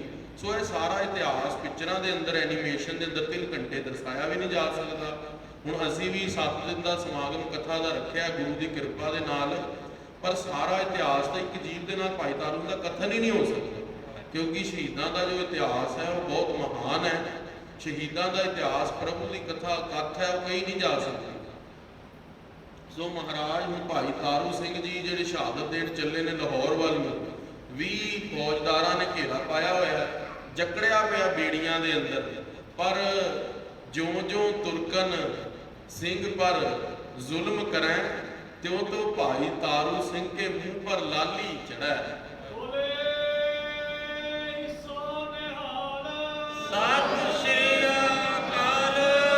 भाई रतन सिंह जी भंगू एक जगह लिखते हैं, कहते भी ज्यों ज्यों तसीहे देंदे ने ना भाई रतन सिंह जी भंगू लिखते हैं भाई तारू सिंह नूं, कहते उवें उवें सिंह का जिहड़ा मुख है ना वो होर लाल हो जाता, उसनूं देख देख के जकरिया खान नूं डर चढ़दा। ਜਦੋਂ ਵਜੀਦੇ ਦੀ ਕਚਹਿਰੀ ਦੇ ਅੰਦਰ ਉਹਨਾਂ ਨੇ ਨਾ ਬੂਹਾ ਛੋਟਾ ਰੱਖ ਲਿਆ ਸੀ ਵੀ ਬਾਬੇ ਜੁਝਾਰ ਸਿਆਂ ਕੇ ਬਾਬੇ ਫਤਿਹ ਸਿੰਘ ਜੀ ਸਿਰ ਨੀਵਾਂ ਕਰਕੇ ਨਿਕਲਣਗੇ, ਪਰ ਉਹ ਕੀ ਜਾਣਨਾ ਨੂੰ ਦਰਗਾਹੀ ਖੇਡਾਂ। ਜਦੋਂ ਬਾਬਾ ਫਤਿਹ ਸਿੰਘ ਜੀ ਨੇ ਆਪਣੀ ਜੁੱਤੀ ਦੀ ਨੋਕ ਅੱਗੇ ਕਰੀ ਨਾ, ਇੱਕ ਵਾਰੀ ਬਾਦਸ਼ਾਹ ਦੇਖ ਕੇ ਝੰਜੁੜ ਗਿਆ ਕਿਹਾ ਵੀ ਇਹ ਬੱਚਿਆਂ ਨੂੰ ਤਾਂ ਦਰਗਾਹੀ ਜਿਹੜਾ ਨੂਰ ਹੈ ਇਹਨਾਂ ਦੇ ਅੰਦਰ, ਦਰਗਾਹੀ ਗਿਆਨ ਹੈ, ਉਹਦੀ ਪੂਰੀ ਸੋਝੀ ਹੈ। ਇਹ ਬੱਚੇ ਸਾਡੇ ਅੱਗੇ ਝੁਕਣ ਵਾਲੇ ਨਹੀਂ, ਉਹਨਾਂ ਨੂੰ ਪਹਿਲਾਂ ਸਮਝ ਆ ਗਈ ਸੀ। ਡਰਾਣਾ ਧਮਕਾਉਣਾ ਬਹੁਤ ਚਾਹਿਆ, ਪਰ ਛੋਟੇ ਛੋਟੇ ਬੱਚੇ ਜਦੋਂ ਗੱਲ ਕਰਦੇ ਸੀ, ਕਿਹਾ ਤੁਹਾਨੂੰ ਛੋੜ ਦੇਵਾਂਗੇ, ਰਿਹਾ ਕਰ ਦੇਵਾਂਗੇ, ਕੀ ਕਰੋਗੇ? ਕਿਹਾ ਫੇਰ ਫੌਜ ਇਕੱਠੀ ਕਰਕੇ ਤੁਹਾਡੇ ਨਾਲ ਜੰਗ ਕਰਾਂਗੇ। ਜਦੋਂ ਕਿ ਛੋਟੇ ਜਿਹੇ ਬੱਚੇ ਨੂੰ ਤਾਂ ਡਰ ਬਹੁਤ ਪੈ ਜਾਂਦਾ, ਪਰ ਅੰਦਰ ਜੋ ਨੂਰ ਸੀ ਇਲਾਹੀ, ਉਹ ਦਗਦਗ ਕਰ ਰਿਹਾ ਸੀ। ਉਹ ਬੱਚਿਆਂ ਦੇ ਅੰਦਰ ਨੂਰ ਸੀ। ਉਹੀ ਭਾਈ ਤਾਰੂ ਸਿੰਘ ਜੀ ਦੇ ਅੰਦਰ ਵੀ ਦਗਦਗ ਕਰ ਰਿਹਾ ਨੂਰ। ਐਦੀ ਪਹੁੰਚੇ ਲਹਿਰੋ ਲਾਹੌਰ ਜਾਏ। ਹੁਣ ਐਦੀ ਜਿਹੜੇ ਸੀਗੇ ਉਹ ਲਾਹੌਰ ਦੀ ਕਚਹਿਰੀ ਦੇ ਅੰਦਰ, ਉੱਥੇ ਦੀ ਜੇਲ੍ਹ ਦੇ ਅੰਦਰ ਭਾਈ ਤਾਰੂ ਸਿੰਘ ਨੂੰ ਲੈ ਆਏ ਨੇ। ਬੰਦੀ ਖਾਨੇ ਦਿਓ ਫੜਾਏ। ਬੰਦੀ ਖਾਨੇ ਦੇ ਅੰਦਰ ਉਹ 20 ਫੌਜੀਆਂ ਨੇ ਨਾ ਹੁਣ ਕੋਤਵਾਲੀ ਦੇ ਅੰਦਰ ਫੜਾ ਦਿੱਤਾ ਭਾਈ ਤਾਰੂ ਸਿੰਘ ਨੂੰ। ਕਹਿੰਦੇ ਵੀ ਲੋ, ਇਹ ਹੁਣ ਤੁਹਾਡੀ ਜ਼ਿੰਮੇਵਾਰੀ। ਉਹਨਾਂ ਨੇ ਵੀ ਸੁੱਖ ਦਾ ਸਾਹ ਲਿਆ, ਕਿਉਂਕਿ ਉੱਥੇ 150 ਬੰਦਾ ਉਹ 20 ਬੰਦਿਆਂ ਨੂੰ ਮਾਰਨ ਲਈ ਤਿਆਰ ਸੀ। ਉਹਦੇ ਭਾਈ ਤਾਰੂ ਸਿੰਘ ਨੇ ਉਹਨਾਂ ਨੂੰ ਰੋਕਿਆ ਤੇ ਆਪ ਸ਼ਹਾਦਤ ਦੇਣ ਆਏ ਨੇ। ਕਈ ਦਿਵਸ ਤੱਕ ਫੜਿਓ ਰਹੋ। ਕਈ ਦਿਨ ਹੋ ਗਏ ਨੇ ਵੀ ਅਸੀਂ ਵੀ ਤੁਰੇ ਹੋਏ ਆ, ਤੇ ਹੁਣ ਤੁਸੀਂ ਭਾਈ ਤਾਰੂ ਸਿੰਘ ਜੀ ਨੂੰ ਇੱਥੇ ਰੱਖ ਲਓ। ਫਿਰ ਉਸ ਜੇਲ੍ਹ ਦੇ ਅੰਦਰ ਵੀ ਕਈ ਦਿਨ ਡਰਾਣਾ ਚਾਹਿਆ, ਜਗੀਰਾਂ ਦਾ ਲਾਲਚ ਦਿੱਤਾ, ਧਨ ਦਾ ਲਾਲਚ ਦਿੱਤਾ, ਇਸਤਰੀਆਂ ਦਾ ਲਾਲਚ ਦਿੱਤਾ। ਭਾਈ ਤਾਰੂ ਸਿੰਘ ਜੀ ਨਹੀਂ ਡੋਲੇ। ਸਾਧ ਸੰਗਤ ਹੈ ਦਰਸ਼ਨ ਕਰਿਓ। ਸਾਧ ਸੰਗਤ ਹੁਣ ਲਾਹੌਰ ਦੀ ਆ ਗਈ, ਜਿਹੜੀ ਪੰਜਵੇਂ ਪਾਤਸ਼ਾਹ ਮਹਾਰਾਜ ਦੀ ਪ੍ਰੇਮੀ ਸੰਗਤ ਜੁੜੀ ਹੋਈ, ਜਿੱਥੇ ਪੰਜਵੇਂ ਪਾਤਸ਼ਾਹ ਨੇ ਸਿੱਖੀ ਦੇ ਬੂਟੇ ਲਾਏ ਨੇ। ਸਤਿਗੁਰੂ ਗੁਰੂ ਹਰਗੋਬਿੰਦ ਸਾਹਿਬ ਉੱਥੇ ਆਏ, ਗੁਰੂ ਰਾਮਦਾਸ ਜੀ ਦਾ ਜਨਮ ਸਥਾਨ ਹੈ ਚੂਨਾ ਮੰਡੀ ਲਾਹੌਰ। ਸੱਚੇ ਪਾਤਸ਼ਾਹ ਗੁਰੂ ਅਮਰਦਾਸ ਜੀ ਲਾਹੌਰ ਆਏ, ਗੁਰੂ ਨਾਨਕ ਦੇਵ ਮਹਾਰਾਜ ਜੀ ਲਾਹੌਰ ਆਏ। ਇਸ ਕਰਕੇ ਕਈ ਪਾਤਸ਼ਾਹੀਆਂ ਦੇ ਚਰਨ ਲਾਹੌਰ ਦੀ ਧਰਤੀ ਤੇ ਪਏ ਸੀ ਤੇ ਸਿੱਖੀ ਦਾ ਬੂਟਾ ਬਹੁਤ ਪ੍ਰਫੁੱਲਿਤ ਸੀ। ਉਹ ਸੰਗਤ ਵੀ ਸਾਰੀ ਮਿਲਣ ਆਈ। ਜਿਮ ਜਿਮ ਸਿੰਘ ਕੋ ਤੁਰਕ ਸਤਾਵੈ।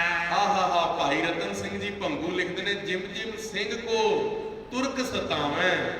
ਜਿਵੇਂ ਭਾਈ ਤਾਰੂ ਸਿੰਘ ਨੂੰ ਤਸੀਹੇ ਦਿੰਦੇ ਨੇ, ਜਿਮ ਤੇ ਮੁਖ ਸਿੰਘ ਲਾਲੀ ਆਵੇ। ਤਿਵੇਂ ਤਿਵੇਂ ਭਾਈ ਤਾਰੂ ਸਿੰਘ ਦੇ ਮੁਖ ਤੇ ਲਾਲੀ ਆਉਂਦੀ ਹੈ। ਭਗਤੀ ਦਾ ਨਾਮ ਦਗ ਦਗ ਜੰਮਦਾ ਹੈ। ਜਿਮ ਜਿਮ ਸਿੰਘ ਕਛ ਪੀਏ ਨਾ ਖਾਏ। ਜਿਵੇਂ ਜਿਵੇਂ ਸਿੱਖ ਨੂੰ ਕੁਝ ਪੀਣ ਨੂੰ ਤੇ ਖਾਣ ਨੂੰ ਦਿੰਦੇ ਨਹੀਂ, ਜਿਮ ਜਿਮ ਸਿੰਘ ਸੰਤੋਖ ਵੈ ਆਏ। ਉਵੇਂ ਉਵੇਂ ਸਿੱਖ ਦਾ ਸੰਤੋਖ ਹੋਰ ਵੱਧ ਰਿਹਾ ਹੈ। ਜੀਵਨ ਤੇ ਸਿੰਘ ਆਸ ਚੁਕਾਈ। ਹੁਣ ਸਿੱਖਾਂ ਨੇ ਭਾਈ ਤਾਰੂ ਸਿੰਘ ਜੀ ਦੀ ਅੱਖਾਂ ਦੇ ਅੰਦਰ ਸ਼ਹਾਦਤ ਦਾ ਜਾਮ ਦੇ ਦਿੱਤਾ, ਕਿਉਂਕਿ ਖਾਲਸਾ ਜੀ ਇੱਕ ਗੱਲ ਟਿਊਕ ਮਾਤਰ ਵਿੱਚੋਂ ਆ ਗਈ ਹੈ।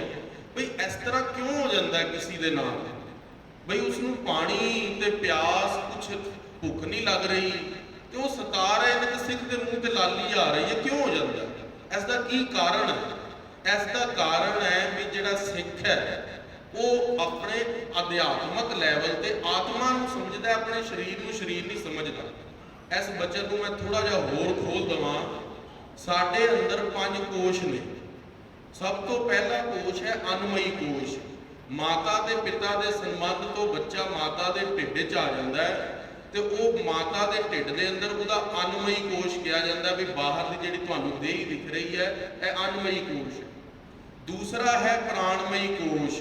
ਪ੍ਰਾਣ ਵੀ 5 ਪ੍ਰਕਾਰ ਦੇ ਨੇ, ਉਹ ਵਿਸ਼ਾ ਨਹੀਂ ਹੁਣ ਛੇੜਨ ਦਾ। ਜਿਹੜੇ ਹਿਰਦੇ ਦੇ ਅੰਦਰ ਚੱਲ ਰਹੇ ਨੇ ਉਸ ਨੂੰ ਪ੍ਰਾਣ ਕਹਿੰਦੇ ਨੇ, ਉਹ ਪ੍ਰਾਣਮਈ ਕੋਸ਼ ਹੈ। ਉਹ ਵੀ ਸਾਡਾ ਸਰੂਪ ਨਹੀਂ ਹੈ।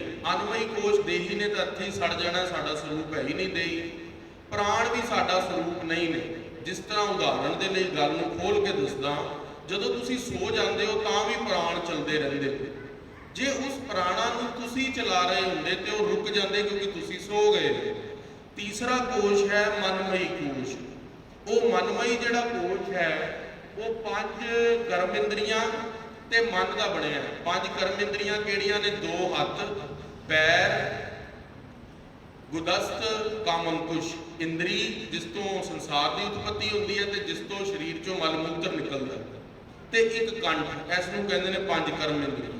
ਤੇ ਜਦੋਂ ਇਸ ਦੇ ਨਾਲ ਮਨ ਮਿਲ ਜਾਂਦਾ ਉਸ ਨੂੰ ਕਹਿੰਦੇ ਨੇ ਮਨੋਮਈ ਕੋਸ਼।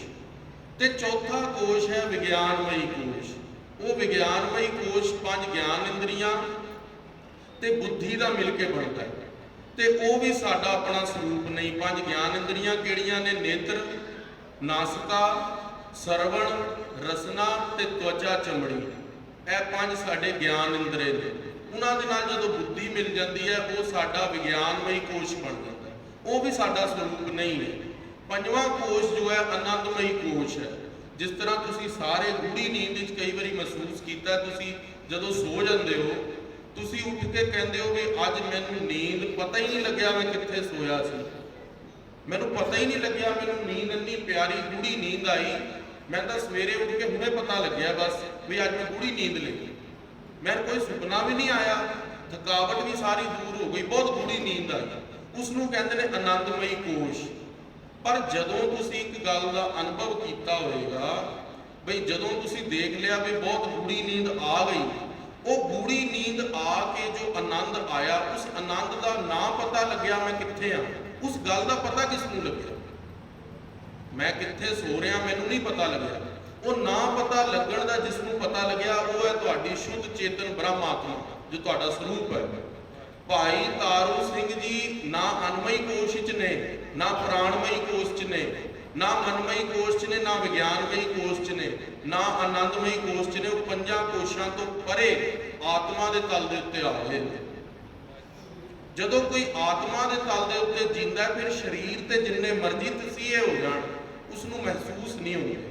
ਇਹ ਅਵਸਥਾ ਗੁਰੂ ਸਾਹਿਬ ਸਾਰਿਆਂ ਨੂੰ ਨਹੀਂ ਦਿੰਦੇ, ਕਿਉਂਕਿ ਬਾਣੀ ਦੇ ਅੰਦਰ ਲਿਖਿਆ ਹੈ ਕਿ ਤੁਰਿਆ ਪਾਵੈ ਕੋਈ, ਤੀਨ ਵਿਆਪੈ ਜਗਤ ਕੋ, ਤੁਰਿਆ ਪਾਵੈ ਕੋਈ। ਮੈਂ ਕਥਾ ਤਾਂ ਕਰਕੇ ਤੁਹਾਨੂੰ ਗੱਲ ਸ਼ਾਇਦ ਸਮਝਾ ਪਾਵਾਂ ਗੁਰੂ ਦੀ ਕਿਰਪਾ ਦੇ ਨਾਲ, ਪਰ ਮਾਫੀ ਚਾਹਨਾ ਅਵਸਥਾ ਹਜੇ ਮੇਰੀ ਵੀ ਉਹ ਨਹੀਂ ਹੈ। ਚਲੋ ਸਾਨੂੰ ਸੰਤਾਂ ਨੇ ਗੱਲ ਪੜ੍ਹਾਈ ਹੈ ਤਾਂ ਤੁਹਾਨੂੰ ਦੱਸ ਦਿੱਤੀ ਹੈ। ਸੋ ਰਹੋ ਵਿਚਾਰ, ਤੁਰਿਆ ਅਵਸਥਾ ਜਿਹੜੀ ਹੈ ਉਹ ਅਵਸਥਾ ਭਾਈ ਤਾਰੂ ਸਿੰਘ ਦੀ ਹੈ। ਨਾ ਰਜੋ ਗੁਣ, ਨਾ ਤਮੋ ਗੁਣ, ਨਾ ਸਤੋ ਗੁਣ, ਇਹਨਾਂ ਤਿੰਨਾਂ ਤੋਂ ਜੋ ਪਰੇ ਅਵਸਥਾ ਉਸ ਨੂੰ ਕਹਿੰਦੇ ਨੇ ਤੁਰਿਆ ਪਦ। ਉਹ ਤੁਰਿਆ ਪਦ ਦੇ ਉੱਤੇ ਹੁਣ ਭਾਈ ਤਾਰੂ ਸਿੰਘ ਜੀ ਪਹੁੰਚ ਗਏ ਨੇ, ਤਾਂ ਉਹਨਾਂ ਨੂੰ ਭੁੱਖ ਪਿਆਸ ਸਤਾਉਂਦੀ ਨਹੀਂ। ਜੇ ਸਾਨੂੰ ਭੁੱਖ ਪਿਆਸ ਤੋਂ ਬਿਨਾਂ ਰੱਖਿਆ ਜਾਏ, ਅਸੀਂ ਆਪਣੇ ਅਨਮਈ ਕੋਸ਼ ਕਰਕੇ ਭੁੱਖ ਮਹਿਸੂਸ ਕਰਾਂਗੇ, ਸਾਡੇ ਪ੍ਰਾਣ ਸੁੱਕਣ ਲੱਗ ਜਾਣਗੇ, ਸਾਨੂੰ ਪਾਣੀ ਨਾ ਮਿਲਿਆ, ਕਿਉਂਕਿ ਅਸੀਂ ਆਪਣੇ ਆਪ ਨੂੰ ਪ੍ਰਾਣਾਂ ਦੇ ਉੱਤੇ ਜੀਣਾ ਸਮਝਦੇ ਹਾਂ। ਅਸੀਂ ਆਪਣੇ ਮਨ ਦੇ ਉੱਤੇ ਸੋਗ ਸਮਝਣ ਲੱਗ ਜਾਵਾਂਗੇ ਵੀ ਕਿ ਸਾਡਾ ਬਣੇਗਾ ਕੀ, ਮਨਮਈ ਕੋਸ਼ ਜੀ ਰਹੇ ਹਾਂ, ਅਸੀਂ ਆਨੰਦਮਈ ਕੋਸ਼ ਜੀ ਰਹੇ ਹਾਂ। ਇਸ ਕਰਕੇ ਸਾਡੀ ਬਿਰਤੀ ਉਹ ਬਣਦੀ ਨਹੀਂ। ਜਿਸ ਤੇ ਗੁਰ ਕਿਰਪਾ ਜੇ ਨਰਕੋ ਕੀਨੀ ਤੇ ਇਹ ਜੁਗਤ ਪਛਾਨੀ, ਨਾਨਕ ਲੀਨ ਭਇਓ ਗੋਬਿੰਦ ਸਿਓ ਜੋ ਪਾਨੀ ਸੰਪਾਨੀ। ਜਿਸ ਤੇ ਗੁਰੂ ਕਿਰਪਾ ਕਰਦਾ ਉਹ ਹੈ ਤੁਰਿਆ ਪਦ ਤੇ ਪਹੁੰਚ ਸਕਦਾ। ਸੋ ਇਸ ਕਰਕੇ ਇਹ ਵਿਸ਼ਾ ਮਿਹਨਤ ਦਾ ਨਹੀਂ ਹੈ ਕਿ ਅਸੀਂ ਗੁਰੂ ਸਾਹਿਬ ਕੋਲ ਇੱਕੀ ਜਪਜੀ ਸਾਹਿਬ ਕਰ ਲਈਏ ਤੇ ਸਾਨੂੰ ਤੁਰਿਆ ਪਦ ਮਿਲ ਜਾਵੇਗਾ, ਬਿਲਕੁਲ ਨਹੀਂ। ਤੁਰਿਆ ਪਦ ਦੇਣਾ ਗੁਰੂ ਦੇ ਹੱਥ ਵਿੱਚ ਹੈ। ਅੱਜ ਕਈ ਬੰਦੇ ਕਹਿੰਦੇ ਨੇ ਵੀ ਪਾਠ ਕਰਨ ਦੀ ਕੀ ਲੋੜ ਹੈ, ਸੰਗਤ ਜਾਣ ਦੀ ਕੀ ਲੋੜ ਹੈ, ਸੰਤਾਂ ਦੀ ਕੀ ਲੋੜ ਹੈ। ਖਾਲਸਾ ਜੀ ਇਹ ਗੱਲ ਜਿਹੜੀ ਹੈ ਉਹ ਸੰਤਾਂ ਤੋਂ ਇਲਾਵਾ ਹੋਰ ਕੋਈ ਸਮਝਾਉਂਦਾ ਨਹੀਂ, ਕਰੀਏ ਕੀ, ਸੰਤਾਂ ਕੋਲ ਤਾਂ ਜਾਣਾ ਪੈਂਦਾ। ਸੋ ਰਹੋ ਵਿਚਾਰ, ਭਾਈ ਤਾਰੂ ਸਿੰਘ ਜੀ ਨੂੰ ਜਿਵੇਂ ਜਿਵੇਂ ਉਹ ਦੁੱਖ ਦਿੰਦੇ ਨੇ ਉਵੇਂ ਮੁਖ ਤੇ ਲਾਲੀ ਆਉਂਦੀ ਹੈ, ਤੇ ਜਿਵੇਂ ਭੁੱਖ ਪਿਆਸ ਤੋਂ ਪਰੇ ਰੱਖਦੇ ਨੇ ਉਵੇਂ ਸੰਤੋਖ ਦਾ ਵਾਧਾ ਹੁੰਦਾ ਹੈ। ਨਹਿ ਉਸ ਚਿੰਤ ਸੋ ਮਰਨਾ ਕਾਈ। ਹੁਣ ਤਾਂ ਚਿੰਤਾ ਹੀ ਨਹੀਂ ਰਹੀ ਮਰਨ ਦੀ। ਕਿਉਂ? ਕਿਉਂਕਿ ਹਿਰਦੇ ਦੇ ਅੰਦਰ ਪ੍ਰਗਟ ਰੂਪ ਦੇ ਅੰਦਰ ਗਿਆਨ ਹੈ। ਉਹਨਾਂ ਦੇ ਅੱਗੇ ਬ੍ਰਹਮ ਗਿਆਨੀ ਦੀ ਜੋ ਅਵਸਥਾ ਹੈ, ਉਹਨਾਂ ਨੂੰ ਪਤਾ ਹੈ ਮੈਨੂੰ ਆਉਣ ਵਾਲਾ ਸਮਾਂ ਕੀ ਹੋਣਾ। ਉਹ ਬ੍ਰਹਮ ਗਿਆਨੀ ਦੀ ਅਵਸਥਾ ਜੋ ਹੈ ਬ੍ਰਹਮ ਗਿਆਨੀ ਜਾਣਦਾ ਹੈ, ਤੇ ਉਹਨਾਂ ਦੇ ਹਿਰਦੇ ਦੇ ਅੰਦਰ ਪੂਰਨ ਪ੍ਰਕਾਸ਼ ਹੋ ਗਿਆ ਹੈ, ਜਿਹੜਾ ਮਨ ਹੈ ਸਥਿਤ ਹੋ ਗਿਆ ਹੈ। ਸਤ ਸੰਤੋਖ ਧੀਰ ਮਨ ਤਾਕੇ। ਹੁਣ ਸੱਚ ਸੰਤੋਖ ਧੀਰਜ ਮਨ ਦੇ ਅੰਦਰ ਵਿਆਪਦਾ ਹੈ ਭਾਈ ਤਾਰੂ ਸਿੰਘ ਦੇ। ਗੁਰੂ ਕਾ ਭਾਣਾ ਸਿਰ ਪਰ ਜਾਕੇ। ਗੁਰੂ ਦਾ ਭਾਣਾ ਸਿਰ ਤੇ ਮਿੱਠਾ ਕਰਕੇ ਮੰਨਦੇ ਨੇ ਭਾਈ ਤਾਰੂ ਸਿੰਘ ਜੀ। ਦੋਹਰਾ ਜਿਸਕੇ ਮਨ ਮੈਂ ਭੈ ਗੁਰੂ ਤਿਸ ਪੈ ਜਮ ਕਾ ਨਾਹੀ। ਜਿਸ ਦੇ ਮਨ ਦੇ ਉੱਤੇ ਗੁਰੂ ਦਾ ਭੈ ਹੋਵੇ, ਜਿਸ ਨੂੰ ਗੁਰੂ ਦਾ ਡਰ ਹੋਵੇ, ਉਹਨੂੰ ਦੁਨਿਆਵੀ ਡਰ ਸਤਾਉਂਦੇ ਨਹੀਂ। ਜਿਸਕੇ ਹੱਥ ਮਸ਼ਾਲ ਹੈ ਕੀ ਕਰੋਗ ਅੰਧੇਰੋ ਤਾਹੇ। ਜਿਹਦੇ ਹੱਥ ਦੇ ਅੰਦਰ ਮਸ਼ਾਲ ਹੋਵੇ, ਅੰਧੇਰਾ ਉਹਦੇ ਨੇੜੇ ਨਹੀਂ ਆਉਂਦਾ। ਜਿਸ ਦੇ ਹਿਰਦੇ ਦੇ ਅੰਦਰ ਗੁਰੂ ਹੋਵੇ ਉਸ ਨੂੰ ਜੰਮ ਦਾ ਡਰ ਕੁਝ ਨਹੀਂ ਕਹਿੰਦੇ। ਹਣਾ ਹੋ ਹਣਾ ਤੂੰ ਨਹਿ ਛੁਟੈ ਨਿਕਟ ਨਾ ਜਾਈਆ ਦੂਤ। ਜਦੋਂ ਵਾਹਿਗੁਰੂ ਦਾ ਨਾਮ ਹੀ ਹਿਰਦੇ 'ਚ ਵਸ ਗਿਆ ਤੇ ਜਮਦੂਤ ਕਿਵੇਂ ਆਉਣਗੇ। ਹੁਣ ਅਸੀਂ ਇਸ ਕਮਰੇ ਦੇ ਅੰਦਰ ਦੀਵਾ ਬਾਲਦੀ, ਉੱਥੇ ਹਨੇਰਾ ਆ ਹੀ ਨਹੀਂ ਸਕਦਾ। ਜਿੱਥੇ ਗਿਆਨ ਦਾ ਪ੍ਰਕਾਸ਼ ਹੋ ਜਾਂਦਾ ਉੱਥੇ ਗਿਆਨ ਨਹੀਂ ਆਉਂਦਾ। ਜਿੱਥੇ ਗੁਰੂ ਦਾ ਅੰਦਰ ਡਰ ਵਸ ਜਾਂਦਾ ਉੱਥੇ ਦੁਨਿਆਵੀ ਡਰ ਫਿਰ ਸਤਾਉਂਦੇ ਨਹੀਂ। ਕਈ ਕਹਿੰਦੇ ਨੇ ਵੀ ਸਾਧੂ ਬੜੇ ਬੇਪਰਵਾਹ ਰਹਿੰਦੇ ਨੇ। ਉਹ ਬੇਪਰਵਾਹ ਇਸ ਕਰਕੇ ਰਹਿੰਦੇ ਨੇ ਕਿਉਂਕਿ ਉਹਨਾਂ ਦੇ ਹਿਰਦੇ ਦੇ ਅੰਦਰ ਨਾਮ ਚੱਲਦਾ। ਜਦੋਂ ਹਿਰਦੇ ਦੇ ਅੰਦਰ ਬਿਰਤੀ ਕਿੱਥੇ ਹੋੜ ਜੁੜੀ ਹੋਵੇ ਤੇ ਬਾਹਰਲੀ ਜਿਹੜੀ ਕੋਈ ਵਸਤੂ ਹੁੰਦੀ ਹੈ ਉਸ ਚੀਜ਼ ਦੇ ਨਾਲ ਪਕੜ ਨਹੀਂ ਪੈਂਦੀ। ਇਸ ਕਰਕੇ ਭਾਈ ਤਾਰੂ ਸਿੰਘ ਜੀ ਦੇ ਅੰਦਰ ਜੋ ਖੇਡ ਚੱਲ ਰਹੀ ਹੈ, ਅੰਦਰ ਤਾਂ ਪੂਰੇ ਅਨਹਦ ਨਾਦ ਵੱਜ ਰਹੇ ਨੇ, ਬਾਹਰੋਂ ਛੋਟੇ ਮੋਟੇ ਜੇ ਢੋਲ ਢਮੱਕੇ ਹੋ ਵੀ ਰਹੇ ਹੁਣ, ਅੰਦਰ ਤਾਂ ਨਾਦ ਪੂਰੇ ਚੱਲ ਰਹੇ ਨੇ। ਇਸ ਕਰਕੇ ਉਹਨਾਂ ਨੂੰ ਅੰਦਰ ਦੀ ਧੁਨੀ, ਅੰਦਰ ਦਾ ਸੰਤੋਖ ਹੈ। ਦੋਹਰਾ ਸੁਨੋ ਸਾਖੀ ਅਬ ਦੂਸਰੀ ਮਤਾਬ ਸਿੰਘ ਕੀ ਜੋਏ। ਹੁਣ ਭਾਈ ਤਾਰੂ ਸਿੰਘ ਜੀ ਨੂੰ ਤਾਂ ਕੈਦ ਕਰ ਲਿਆ ਲਾਹੌਰ ਦੇ ਅੰਦਰ। ਇੰਨੀ ਦੇਰ ਨੂੰ ਹਜੇ ਜ਼ਕਰੀਆ ਖਾਨ ਬਹਾਦਰ ਅੱਗੇ ਪੇਸ਼ੀ ਹੋਣੀ ਹੈ, ਕਿਉਂਕਿ ਪਹਿਲਾਂ ਛੋਟੇ ਅਫਸਰ ਡਰਾਉਂਦੇ ਨੇ ਵੀ ਜੇ ਮੰਨ ਗਿਆ ਤੇ ਅੱਗੇ ਖਾਨ ਬਹਾਦਰ ਦੇ ਕੋਲ ਨੰਬਰ ਬਣਾ ਲਾਂਗੇ ਵੀ ਅਸੀਂ ਮਨਾ ਲਿਆ ਭਾਈ ਤਾਰੂ ਸਿੰਘ ਨੂੰ। ਦੇਖੋ ਹੁਣ ਉਹ ਰਾਤ ਅਜੇ ਮਨਾ ਰਹੇ ਨੇ, 2-3 ਦਿਨ ਲੰਘ ਗਏ, 3-4 ਦਿਨ, ਹਫ਼ਤਾ ਲੰਘ ਗਿਆ। ਦੂਜੇ ਪਾਸੇ ਉਧਰ ਭਾਈ ਮਹਿਤਾਬ ਸਿੰਘ ਜੀ ਦੀ ਸਾਖੀ ਸੁਣੋ, ਜੋ ਭਾਈ ਤਾਰੂ ਸਿੰਘ ਜੀ ਦੇ ਨਾਲ ਹੀ ਚਰਖੜੀ ਤੇ ਚੜੇ ਸੀਗੇ। ਹੁਣ ਉਹਨਾਂ ਦੀ ਸਾਖੀ ਸ਼ੁਰੂ ਹੋ ਰਹੀ ਹੈ। ਲੈਣ ਗਿਓ ਹਰ ਭਗਤ ਥੋ ਜੰਡਿਆਲੇ ਵਾਲੋ ਸੋਏ। ਬਹੁਤਾਤ ਦੇ ਅੰਦਰ ਇਹ ਦੱਸਿਆ ਜਾਂਦਾ ਵੀ ਭਾਈ ਤਾਰੂ ਸਿੰਘ ਜੀ ਦੀ ਸ਼ਹਾਦਤ ਹੋਈ। ਭਾਈ ਮਹਿਤਾਬ ਸਿੰਘ ਦਾ ਜ਼ਿਕਰ ਅੱਜ ਪਿਕਚਰਾਂ 'ਚ ਵੀ ਐਨੀਮੇਸ਼ਨ ਦੇ ਅੰਦਰ ਨਹੀਂ ਕੀਤਾ ਜਾਂਦਾ, ਪਰ ਇਹ ਗੱਲਾਂ ਖੋਲ ਕੇ ਗ੍ਰੰਥਾਂ ਦੇ ਅੰਦਰ ਲਿਖੀਆਂ, ਸਾਡੇ ਕੋਲ ਪ੍ਰਮਾਣ ਨੇ ਇਤਿਹਾਸਕ। ਸੋ ਭਾਈ ਮਹਿਤਾਬ ਸਿੰਘ ਜੀ ਜੋ ਰਤਨ ਸਿੰਘ ਭੰਗੂ ਜੀ ਦੇ ਦਾਦਾ ਜੀ ਨੇ, ਸ਼ਹੀਦ ਭਾਈ ਮਹਿਤਾਬ ਸਿੰਘ ਜੀ, ਉਹ ਮਹਿਤਾਬ ਸਿੰਘ ਜੀ ਦਾ ਇਤਿਹਾਸ ਦੱਸ ਰਹੇ ਨੇ। ਪਿਛਲੀ ਪੰਕਤੀ ਦੁਬਾਰਾ ਪੜ੍ਹੋ ਜੀ। ਲੈਣ ਗਿਓ ਹਰ ਭਗਤ ਥੋ ਜੰਡਿਆਲੇ ਵਾਲੋ ਸੋਏ। ਖਾਨ ਬਹਾਦਰ ਨੇ ਡਿਊਟੀ ਲਗਾਈ ਸੀ ਵੀ 20 ਫੌਜਦਾਰ ਭਾਈ ਤਾਰੂ ਸਿੰਘ ਨੂੰ ਲੈ ਕੇ ਆਣਗੇ, ਉਹ ਆਪਣਾ ਕੰਮ ਪੂਰਾ ਕਰ ਰਹੇ। ਦੂਜੇ ਪਾਸੇ ਗੁਰ ਜੰਡਿਆਲੇ ਵਾਲਾ ਹਰ ਭਗਤ ਨਰੰਜਣੀਆਂ, ਉਹਨੇ ਕਿਹਾ ਸੀ ਵੀ ਇੱਕ ਹੋਰ ਬੰਦਾ ਹੈ ਮਹਿਤਾਬ ਸਿੰਘ ਜੋ ਜੁਝਾਰੂ ਹੈ, ਉਸ ਨੂੰ ਉਹ ਕਹਿੰਦੇ ਵੀ ਤੂੰ ਫੜ ਕੇ ਲਿਆ। ਇੱਕ ਸਾਹਿਬ ਰਾਏ ਸੀਗਾ ਨੌਸ਼ਹਿਰੇ ਵਾਲਾ, ਉਹ ਵੀ ਟੌਟ ਸੀਗਾ ਸਰਕਾਰੀ। ਇੱਕ ਰਾਮਾ ਰੰਧਾਵਾ ਸੀ।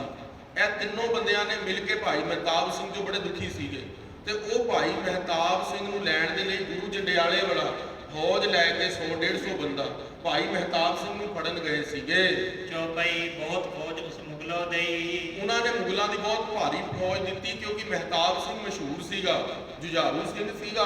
ਕਹਿੰਦੇ ਮਹਿਤਾਬ ਸਿੰਘ ਜੀ ਦੀ ਕਿਰਪਾਨ ਦਾ ਤਾਂ ਇੰਨਾ ਵਾਰ ਸਿੱਧਾ ਮੰਨਿਆ ਜਾਂਦਾ ਸੀ ਨਾ, ਜਦੋਂ ਮੱਸੇ ਰੰਗੜ ਦਾ ਸੀਸ ਉਹਨਾਂ ਨੇ ਲਾਇਆ ਸੀ ਨਾ ਦਰਬਾਰ ਸਾਹਿਬ ਦੀ ਪਰਿਕਰਮਾ ਦੇ ਅੰਦਰ, ਭਾਈ ਰਤਨ ਸਿੰਘ ਦੀ ਭੰਗੂ ਨੇ ਲਿਖਿਆ, ਕਹਿੰਦੇ ਤੇਗ ਇੰਨੀ ਜ਼ੋਰ ਦੇ ਵਾਈ ਸੀ ਵੀ ਤੇਗ ਦੇ ਉੱਤੇ ਖੂਨ ਹੀ ਨਾ ਦਿਸਿਆ।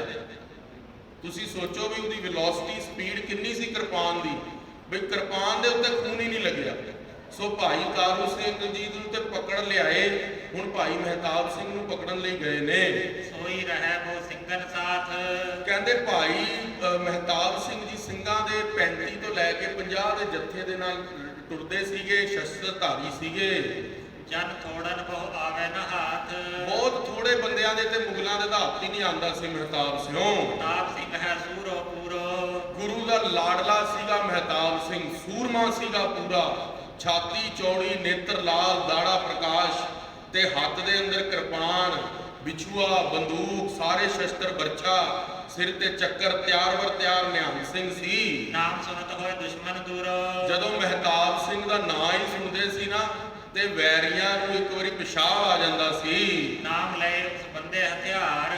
ਹਾਸਤ ਬੰਦ ਹਥਿਆਰ ਹੱਥ ਦੇ ਅੰਦਰ 24 ਘੰਟੇ ਤਿਆਰ ਵਰ ਤਿਆਰ ਰਹਿੰਦਾ ਸੀ ਮਹਿਤਾਬ ਸਿੰਘ। ਮਰਨ ਲੜਨ ਕੋ ਰਹੇ ਤਿਆਰ। ਜੁਝਾਰੂ ਸੀਗਾ, ਮਰਨ ਤੇ ਲੜਨ ਦੇ ਲਈ ਕਦੀ ਵੀ ਮਹਿਤਾਬ ਸਿੰਘ ਪਿੱਛੇ ਨਹੀਂ ਹਟਦਾ ਸੀ। ਜਿੱਧਰ ਹਲਕਾਰਨ ਦਿਓ ਬਤਾਏ। ਜਿੱਧਰ ਵੀ ਪਤਾ ਲੱਗਦਾ ਸੀ ਨਾ ਮਹਿਤਾਬ ਸਿੰਘ ਨੂੰ ਵੀ ਕੋਈ ਧੱਕਾ ਹੋ ਰਿਹਾ ਕਿਸੇ ਦੇ ਨਾਲ, ਫਿਰ ਮਹਿਤਾਬ ਸਿੰਘ ਤੇਗ ਦੇ ਉੱਤੇ ਹੀ ਨਿਆਂ ਕਰਦਾ ਸੀ। ਜੜਿਓ ਨਿਰੰਜਨੀ ਤਿਤਵਲ ਧਾਏ। ਉਧਰੋਂ ਹਰ ਭਗਤ ਨਰੰਜਣੀਆਂ ਜੋ ਕਿ ਮਨਮੁਖ ਹੈ, ਉਹ ਪਕੜਨ ਲਈ ਭਾਈ ਮਹਿਤਾਬ ਸਿੰਘ ਨੂੰ। ਸਿੰਘ ਰਹਿ ਲੁਕ ਬੇਲਨ ਮਾਹੀ। ਉਧਰੋਂ ਜਿਹੜੇ ਸਿੰਘ ਸੀਗੇ ਉਹ ਜੰਗਲਾਂ ਦੇ ਅੰਦਰ ਲੁਕੇ ਹੋਏ ਸੀ। ਮੀਰਾ ਕੋਟੀਆਂ ਦਾ ਸੀ ਭਾਈ ਮਹਿਤਾਬ ਸਿੰਘ। ਫੌਜ ਬੜਤ ਚਿਤ ਅਤੈ ਸੰਕਾਹੀ। ਫੌਜ ਬਹੁਤ ਜ਼ਿਆਦਾ ਲੈ ਕੇ ਫੜਨ ਦੇ ਲਈ ਮਹਿਤਾਬ ਸਿੰਘ ਜੀ ਨੂੰ। ਮਾਰਿਆ ਸਿੰਘ ਜੋ ਆਵੇ ਹੱਥ। ਜਿਹੜਾ ਵੀ ਸਿੰਘ ਆਉਂਦਾ ਉਸ ਨੂੰ ਮਾਰ ਦਿੰਦੇ ਨੇ, ਬਦਲਾ ਲੈਂਦੇ ਨੇ। ਕਹਿੰਦੇ ਵੀ ਤੁਸੀਂ ਬਹੁਤ ਤੰਗ ਕੀਤਾ ਸਿੰਘੋ। ਮਾਰੇ ਸਿੰਘ ਲੈ ਬਹੁਤ ਸਾਥ। ਸਿੰਘਾਂ ਨੂੰ ਮਾਰਦੇ ਨੇ, ਸਿੰਘਾਂ ਨੂੰ ਤਕਲੀਫਾਂ ਦਿੰਦੇ ਨੇ, ਤੇ ਸਿੰਘਾਂ ਨੂੰ ਫੜ ਲੈਂਦੇ ਨੇ ਹਰ ਭਗਤ ਨਰੰਜਨੀਏ ਦੀ ਫੌਜ। ਉਹਨੇ ਢੂੰਡਤ ਦਿਨ ਕਈ ਬਿਤਾਇਓ। ਬਹੁਤ ਦਿਨ ਬੀਤ ਗਏ ਇਸ ਤਰ੍ਹਾਂ, ਪਰ ਭਾਈ ਮਹਿਤਾਬ ਸਿੰਘ ਹੱਥ ਨਾ ਆਇਆ। ਮਹਿਤਾਬ ਸਿੰਘ ਤੱਕ ਸੂਹ ਪਹੁੰਚ ਗਈ ਵੀ ਮੈਨੂੰ ਲੱਭ ਰਹੇ ਨੇ। ਮਹਿਤਾਬ ਸਿੰਘ ਤਬ ਜੋ ਸੁਣ ਪਾਇਓ। ਮਹਿਤਾਬ ਸਿੰਘ ਨੂੰ ਜਦੋਂ ਖਬਰ ਪਹੁੰਚੀ ਬਈ ਭਾਈ ਤਾਰੂ ਸਿੰਘ ਗ੍ਰਿਫਤਾਰ ਹੋਏ ਨੇ। ਦੋਹਰਾ ਤਾਰੂ ਸਿੰਘ ਜੀ ਤੁਰ ਗਇਓ ਐਹਦੀਆਂ ਸਾਥ ਲਾਹੌਰ। ਸਾਰੀ ਗੱਲ ਪਤਾ ਲੱਗੀ ਵੀ ਪੜਾਣੇ ਦੇ ਅੰਦਰ ਛੁੱਟਣ ਦੀ ਪੂਰੀ ਯਕੀਨ ਬਣ ਗਈ ਸੀ, ਛੁੱਟ ਵੀ ਸਕਦੇ ਸੀ, ਪਰ ਸ਼ਹਾਦਤ ਦਾ ਜਾਮ ਪੀਣ ਦੇ ਲਈ ਆਪ ਆਪਣੀ ਸ਼ਹਾਦਤ ਦੇਣ ਦੇ ਲਈ ਗਏ ਨੇ। ਇੰਨੀ ਗੱਲ ਸੁਣੀ ਤੇ ਕਿਹਾ ਵੀ ਸਾਡੇ ਸੁਨਹਿਰੀ ਭਾਈ ਨੇ। ਸੁਨਹਿਰੀ ਭਾਈ ਗੁਰਭਾਈ ਉਹ ਹੁੰਦਾ ਜੀ ਇੱਕੋ ਬਾਟੇ 'ਚ ਅੰਮ੍ਰਿਤ ਛਕਦਾ ਜਿਹੜਾ। ਕਹਿੰਦੇ ਭਾਈ ਤਾਰੂ ਸਿੰਘ ਨੇ ਤੇ ਮੈਂ ਇਕੱਠੇ ਅੰਮ੍ਰਿਤ ਛਕਿਆ, ਅਸੀਂ ਗੁਰੂ ਦੀ ਸਿੱਖੀ ਇਕੱਠੇ ਧਾਰਨ ਕੀਤੀ ਹੈ, ਹੁਣ ਸਿੱਖੀ ਇਕੱਠੇ ਨਿਭਾਵਾਂਗੇ, ਸ਼ਹਾਦਤ ਵੀ ਇਕੱਠੇ ਦਵਾਂਗੇ। ਸੀਸ ਲਗਾਵਨ ਤੁਰਕ ਸਿਰ ਦਰਗਹਿ ਮਚਾਵਨ ਰੋਰ। ਇਹ ਜਾਣਦੇ ਸੀਗੇ ਵੀ ਤੁਰਕਾਂ ਦੇ ਸਿਰ ਦੇ ਉੱਤੇ ਆਪਣਾ ਠੀਕਰਾ ਫੋੜਨ ਦੇ ਲਈ ਭਾਈ ਤਾਰੂ ਸਿੰਘ ਗਏ ਨੇ, ਹੁਣ ਮੈਂ ਵੀ ਭਾਈ ਤਾਰੂ ਸਿੰਘ ਦੇ ਨਾਲ ਸ਼ਹੀਦ ਹੋਣ ਲਈ ਜਾਵਾਂਗਾ। ਚੌਪਈ ਲਾਹੌਰ ਜਾਏ ਸਿਰ ਚੜਕ ਨਵਾਬ। ਲਾਹੌਰ ਦੇ ਨਵਾਬ ਖਾਨ ਜ਼ਕਰੀਆ ਖਾਨ ਦੇ ਸਿਰ ਦੇ ਉੱਤੇ ਇਹ ਬੁਰਾਈ ਦਾ ਦੋਸ਼ ਮੜਨ ਦੇ ਲਈ ਭਾਈ ਤਾਰੂ ਸਿੰਘ ਨੇ ਗ੍ਰਿਫਤਾਰੀ ਦਿੱਤੀ ਹੈ। ਲੈ ਜਾਏ ਦਰਗਹਿ ਉਸ ਕਰੂ ਖਰਾਬ। ਦਰਗਾਹ ਦੇ ਅੰਦਰ ਨਰਕ ਦੇ ਅੰਦਰ ਛੱਡ ਕੇ ਆਣਗੇ ਭਾਈ ਤਾਰੂ ਸਿੰਘ ਜੁੱਤੀ ਦੀ ਨੋਕ ਤੇ। ਕੈਸਨ ਸੋ ਕਰੂ ਸੀਸ ਨਿਭਾਏ। ਇਹ ਮੈਂ ਜਾਣਦਾ ਭਾਈ ਤਾਰੂ ਸਿੰਘ ਨੂੰ ਕੋਈ ਡੁਲਾ ਨਹੀਂ ਸਕਦਾ, ਕੇਸੀ ਤੇ ਸਵਾਸੀ ਸਿੱਖੀ ਨਿਭਾਉਣਗੇ। ਤੁਰਕਨ ਕੈ ਸਿਰ ਸੇਤ ਦੇ ਲਾਏ। ਤੁਰਕਾਂ ਦੇ ਸਿਰ ਦੇ ਉੱਤੇ ਬੁਰਾਈ ਦੇਣਗੇ ਭਾਈ ਤਾਰੂ ਸਿੰਘ। ਓਏ ਮੰਨੈ ਸਿਰ ਸਾਹਿਬ ਭਾਣਾ। ਬ੍ਰਹਮ ਗਿਆਨੀ ਕੀ ਗੱਤ ਬ੍ਰਹਮ ਗਿਆਨੀ ਜਾਣੈ। ਭਾਈ ਮਹਿਤਾਬ ਸਿੰਘ ਤਾਰੂ ਸਿੰਘ ਜੀ ਦੇ ਅੰਦਰ ਦੀ ਰਮਜ ਜਾਣ ਗਏ ਪਿਛਲੀ ਪੰਕਤੀ। ਓਏ ਮੰਨੈ ਸਿਰ ਸਾਹਿਬ ਭਾਣਾ। ਕਹਿੰਦੇ ਸਾਹਿਬ ਦਾ ਭਾਣਾ ਮਿੱਠਾ ਕਰਕੇ ਮੰਨਣਗੇ। ਸੁਫਲ ਮਨੈ ਸਿਰ ਤੁਰਕਨ ਲਾਣਾ। ਤੁਰਕਾਂ ਦੇ ਸਿਰ ਦੇ ਉੱਤੇ ਹੁਣ ਆਪਣਾ ਠੀਕਰਾ ਫੋੜਨਗੇ ਭਾਈ ਤਾਰੂ ਸਿੰਘ। ਸਿੰਘ ਧਨ ਜੋ ਜੁੱਧ ਮਚਾਵੈ। ਸਿੰਘ ਜਿਹੜੇ ਜੁਝਾਰੂ ਨੇ, ਜੁੱਧ ਮਚਾਉਣ ਵਾਲੇ ਨੇ, ਹੁਣ ਮੈਨੂੰ ਉਹਨਾਂ ਦਾ ਸਾਥ ਛੱਡ ਕੇ ਭਾਈ ਤਾਰੂ ਸਿੰਘ ਦੇ ਸਾਥ ਲਈ ਜਾਣਾ ਚਾਹੀਦਾ ਹੈ। ਸਿੰਘ ਧਨ ਜੋ ਤੁਰਕ ਸਿਰ ਲਾਵੈ। ਜਿਹੜੇ ਵੀ ਸਿੰਘ ਤੁਰਕਾਂ ਦੇ ਸਿਰ ਬੁਰਾਈ ਲਾ ਕੇ ਆਪਣੀ ਸ਼ਹਾਦਤ ਦੇਣਗੇ।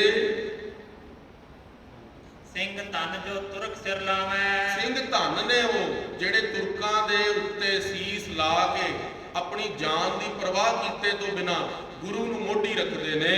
ਦੋਹਰਾ ਮਰਨ ਸਬਰ ਕੇ ਸੀਸ ਪਰ ਸੁਫਲ ਮਰਨ ਹੈ ਤਾਹੇ। ਮਰਨਾ ਤਾਂ ਸਾਰਿਆਂ ਨੇ ਹੀ ਹੈ। ਭਾਈ ਮਹਿਤਾਬ ਸਿੰਘ ਕਹਿੰਦੇ ਵੀ ਸਫਲ ਮਰਨਾ ਤਾਂ ਹੈ। ਮਰਨ ਮਰਨ ਸਭ ਕੋ ਕਹੈ। ਸਾਰਿਆਂ ਨੇ ਮਰਨਾ, ਸਾਰਿਆਂ ਨੇ ਇੱਕ ਦਿਨ ਮਰ ਜਾਣਾ। ਰਾਜਾ ਨੇ, ਰੰਕ ਨੇ, ਸਭ ਨੇ ਮਰ ਜਾਣਾ। ਪਰ ਮਰਨਾ ਅਸਲੀ ਕਿਹੜਾ ਹੈ ਜਿਹੜਾ ਸਾਰੀ ਦੁਨੀਆ ਯਾਦ ਰੱਖੇ?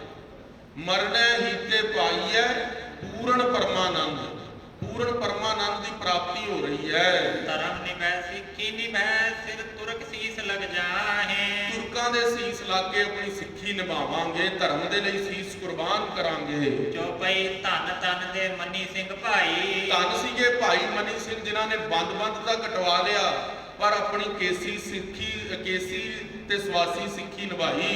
ਧੰਨ ਦਿਆਲ ਸਿੰਘ ਸ਼ਹਿਰ ਸਿਰ ਵਾਲਾ। ਭਾਈ ਦਿਆਲ ਸਿੰਘ ਉਹ ਵੀ ਧੰਨ ਸੀਗੇ। ਗੁਰੂ ਤੇਗ ਬਹਾਦਰ ਸਾਹਿਬ ਦੇ ਨਾਲ ਚਾਂਦਨੀ ਚੌਂਕ ਵਿੱਚ ਦੇਗ ਦੇ ਅੰਦਰ ਉਬਾਲੇ ਗਏ ਤੇ ਇੱਕੋ ਗੱਲ ਕਹੀ ਜਦੋਂ ਤੁਰਕਾਂ ਨੇ ਕਿਹਾ ਸੀਗਾ, ਔਰੰਗਜ਼ੇਬ ਦੇ ਬੰਦਿਆਂ ਨੇ, ਕਾਜ਼ੀਆਂ ਨੇ ਫਤਵਾ ਲਾਇਆ ਵੀ ਦੇਗ ਚ ਉਬਾਲ ਲਓ ਚਾਂਦਨੀ ਚੌਂਕ ਤੇ। ਕਿਹਾ ਤੇਰੀ ਆਖਰੀ ਖੁਆਇਸ਼ ਕੀ ਹੈ ਦਿਆਲ ਸਿਆਂ? ਕਿਹਾ ਮੇਰੀ ਆਖਰੀ ਖੁਆਇਸ਼ ਹੈ ਕਿ ਜਦੋਂ ਮੈਨੂੰ ਦੇਗ ਚ ਉਬਾਲ ਕੇ ਮੇਰੇ ਉੱਤੇ ਢੱਕਣ ਬੰਦ ਕਰੋਗੇ ਨਾ ਤੁਸੀਂ, ਤਦ ਮੇਰਾ ਜਿਹੜਾ ਮੁੱਖ ਹੈ ਉਹ ਗੁਰੂ ਤੇਗ ਬਹਾਦਰ ਸਾਹਿਬ ਵੱਲ ਹੋਣਾ ਚਾਹੀਦਾ ਹੈ। ਸਤਿ ਸ਼੍ਰੀ ਅਕਾਲ। ਸੁਬੇਗ ਸਿੰਘ ਜਬਰ ਸੁਤਨਾਲ। ਸੁਬੇਗ ਸਿੰਘ ਜੀ, ਸ਼ਹਿਬਾਜ਼ ਸਿੰਘ ਜੀ ਜਿਨ੍ਹਾਂ ਨੂੰ ਚਰਖੜੀਆਂ ਤੇ ਚਾੜਿਆ ਗਿਆ, ਪਿਓ ਪੁੱਤਰ ਸੀਗੇ। ਸ਼ਹਿਬਾਜ਼ ਸਿੰਘ ਪੁੱਤਰ ਸੀ, ਸੁਬੇਗ ਸਿੰਘ ਜਿਹੜਾ ਸੀਗਾ ਉਹ ਪਿਓ ਸੀਗਾ। ਤੇ ਸੁਬੇਗ ਸਿੰਘ ਤੇ ਸ਼ਹਿਬਾਜ਼ ਸਿੰਘ ਫਾਰਸੀ ਦੇ ਬਹੁਤ ਵੱਡੇ ਵਿਦਵਾਨ ਸੀ। ਮੁਸਲਮਾਨਾਂ ਨੂੰ ਪਤਾ ਲੱਗਿਆ ਬਈ ਇੰਨੇ ਫਾਰਸੀ ਦੇ ਵਿਦਵਾਨ ਨੇ ਤੇ ਹਜੇ ਇਹਨਾਂ ਨੇ ਇਸਲਾਮ ਨਹੀਂ ਕਬੂਲ ਕੀਤਾ। ਦੋਨੋਂ ਫੌਜ ਦੇ ਅੰਦਰ ਸੀ, ਗ੍ਰਿਫਤਾਰ ਕਰ ਲਏ ਤੇ ਫੌਜ ਦੇ ਅੰਦਰ ਗ੍ਰਿਫਤਾਰ ਕਰਕੇ ਦੋਨਾਂ ਨੂੰ ਅਲੱਗ-ਅਲੱਗ ਜੇਲ੍ਹਾਂ ਦੇ ਅੰਦਰ ਰੱਖਤਾ। ਭਾਈ ਸੁਬੇਗ ਸਿੰਘ ਨੂੰ ਵੀ ਭਾਈ ਸ਼ਹਿਬਾਜ਼ ਸਿੰਘ ਨੂੰ। ਤੇ ਸਭ ਤੋਂ ਪਹਿਲੇ ਸੁਬੇਗ ਸਿੰਘ ਨੂੰ ਕਿਹਾ ਵੀ ਕਿਉਂ ਆਪਣਾ ਜਵਾਨ ਪੁੱਤਰ 17 ਸਾਲ ਦਾ ਮਰਵਾਨਾ ਹੈ, ਤੇਰੀ ਵੀ ਉਮਰ 40-42 ਸਾਲ ਦੀ ਹੈ, ਤੁਹਾਨੂੰ ਵਧੀਆ ਰਿਸ਼ਤੇ ਹੂਰਾਂ ਦੇ ਦਵਾਂਗੇ, ਛੋੜ ਦਿਓ ਸਿੱਖੀ ਗੁਰੂ ਦੀ। ਕੀ ਮਿਲਿਆ ਤੁਹਾਡੇ ਗੁਰੂ ਨੂੰ? ਸ਼ਹਾਦਤਾਂ ਦੇ ਕੇ ਸਾਡੇ ਬਾਦਸ਼ਾਹਾਂ ਨੇ ਸ਼ਹੀਦ ਕੀਤਾ, ਤੁਸੀਂ ਵੀ ਉਹੀ ਕਰ ਲਵੋਗੇ। ਬਹੁਤ ਤਸੀਹੇ ਦਿੱਤੇ, ਮਾਰ ਕੁੱਟ ਕੀਤੀ, ਭਾਈ ਸੁਬੇਗ ਸਿੰਘ ਨਹੀਂ ਡੋਲੇ। ਸ਼ਹਿਬਾਜ਼ ਸਿੰਘ ਦੇ ਕੋਲ ਕਮਰੇ 'ਚ ਗਏ ਤੇ ਉਹਨਾਂ ਨੇ ਸ਼ਹਿਬਾਜ਼ ਸਿੰਘ ਦੇ ਉੱਤੇ ਸਭ ਤੋਂ ਪਹਿਲੇ ਗਰਮ ਸਲਾਖਾਂ ਲਗਾ ਕੇ ਪੂਰੇ ਸਰੀਰ ਦੇ ਅੰਦਰ ਖੋਪਣੀਆਂ ਸ਼ੁਰੂ ਕੀਤੀਆਂ।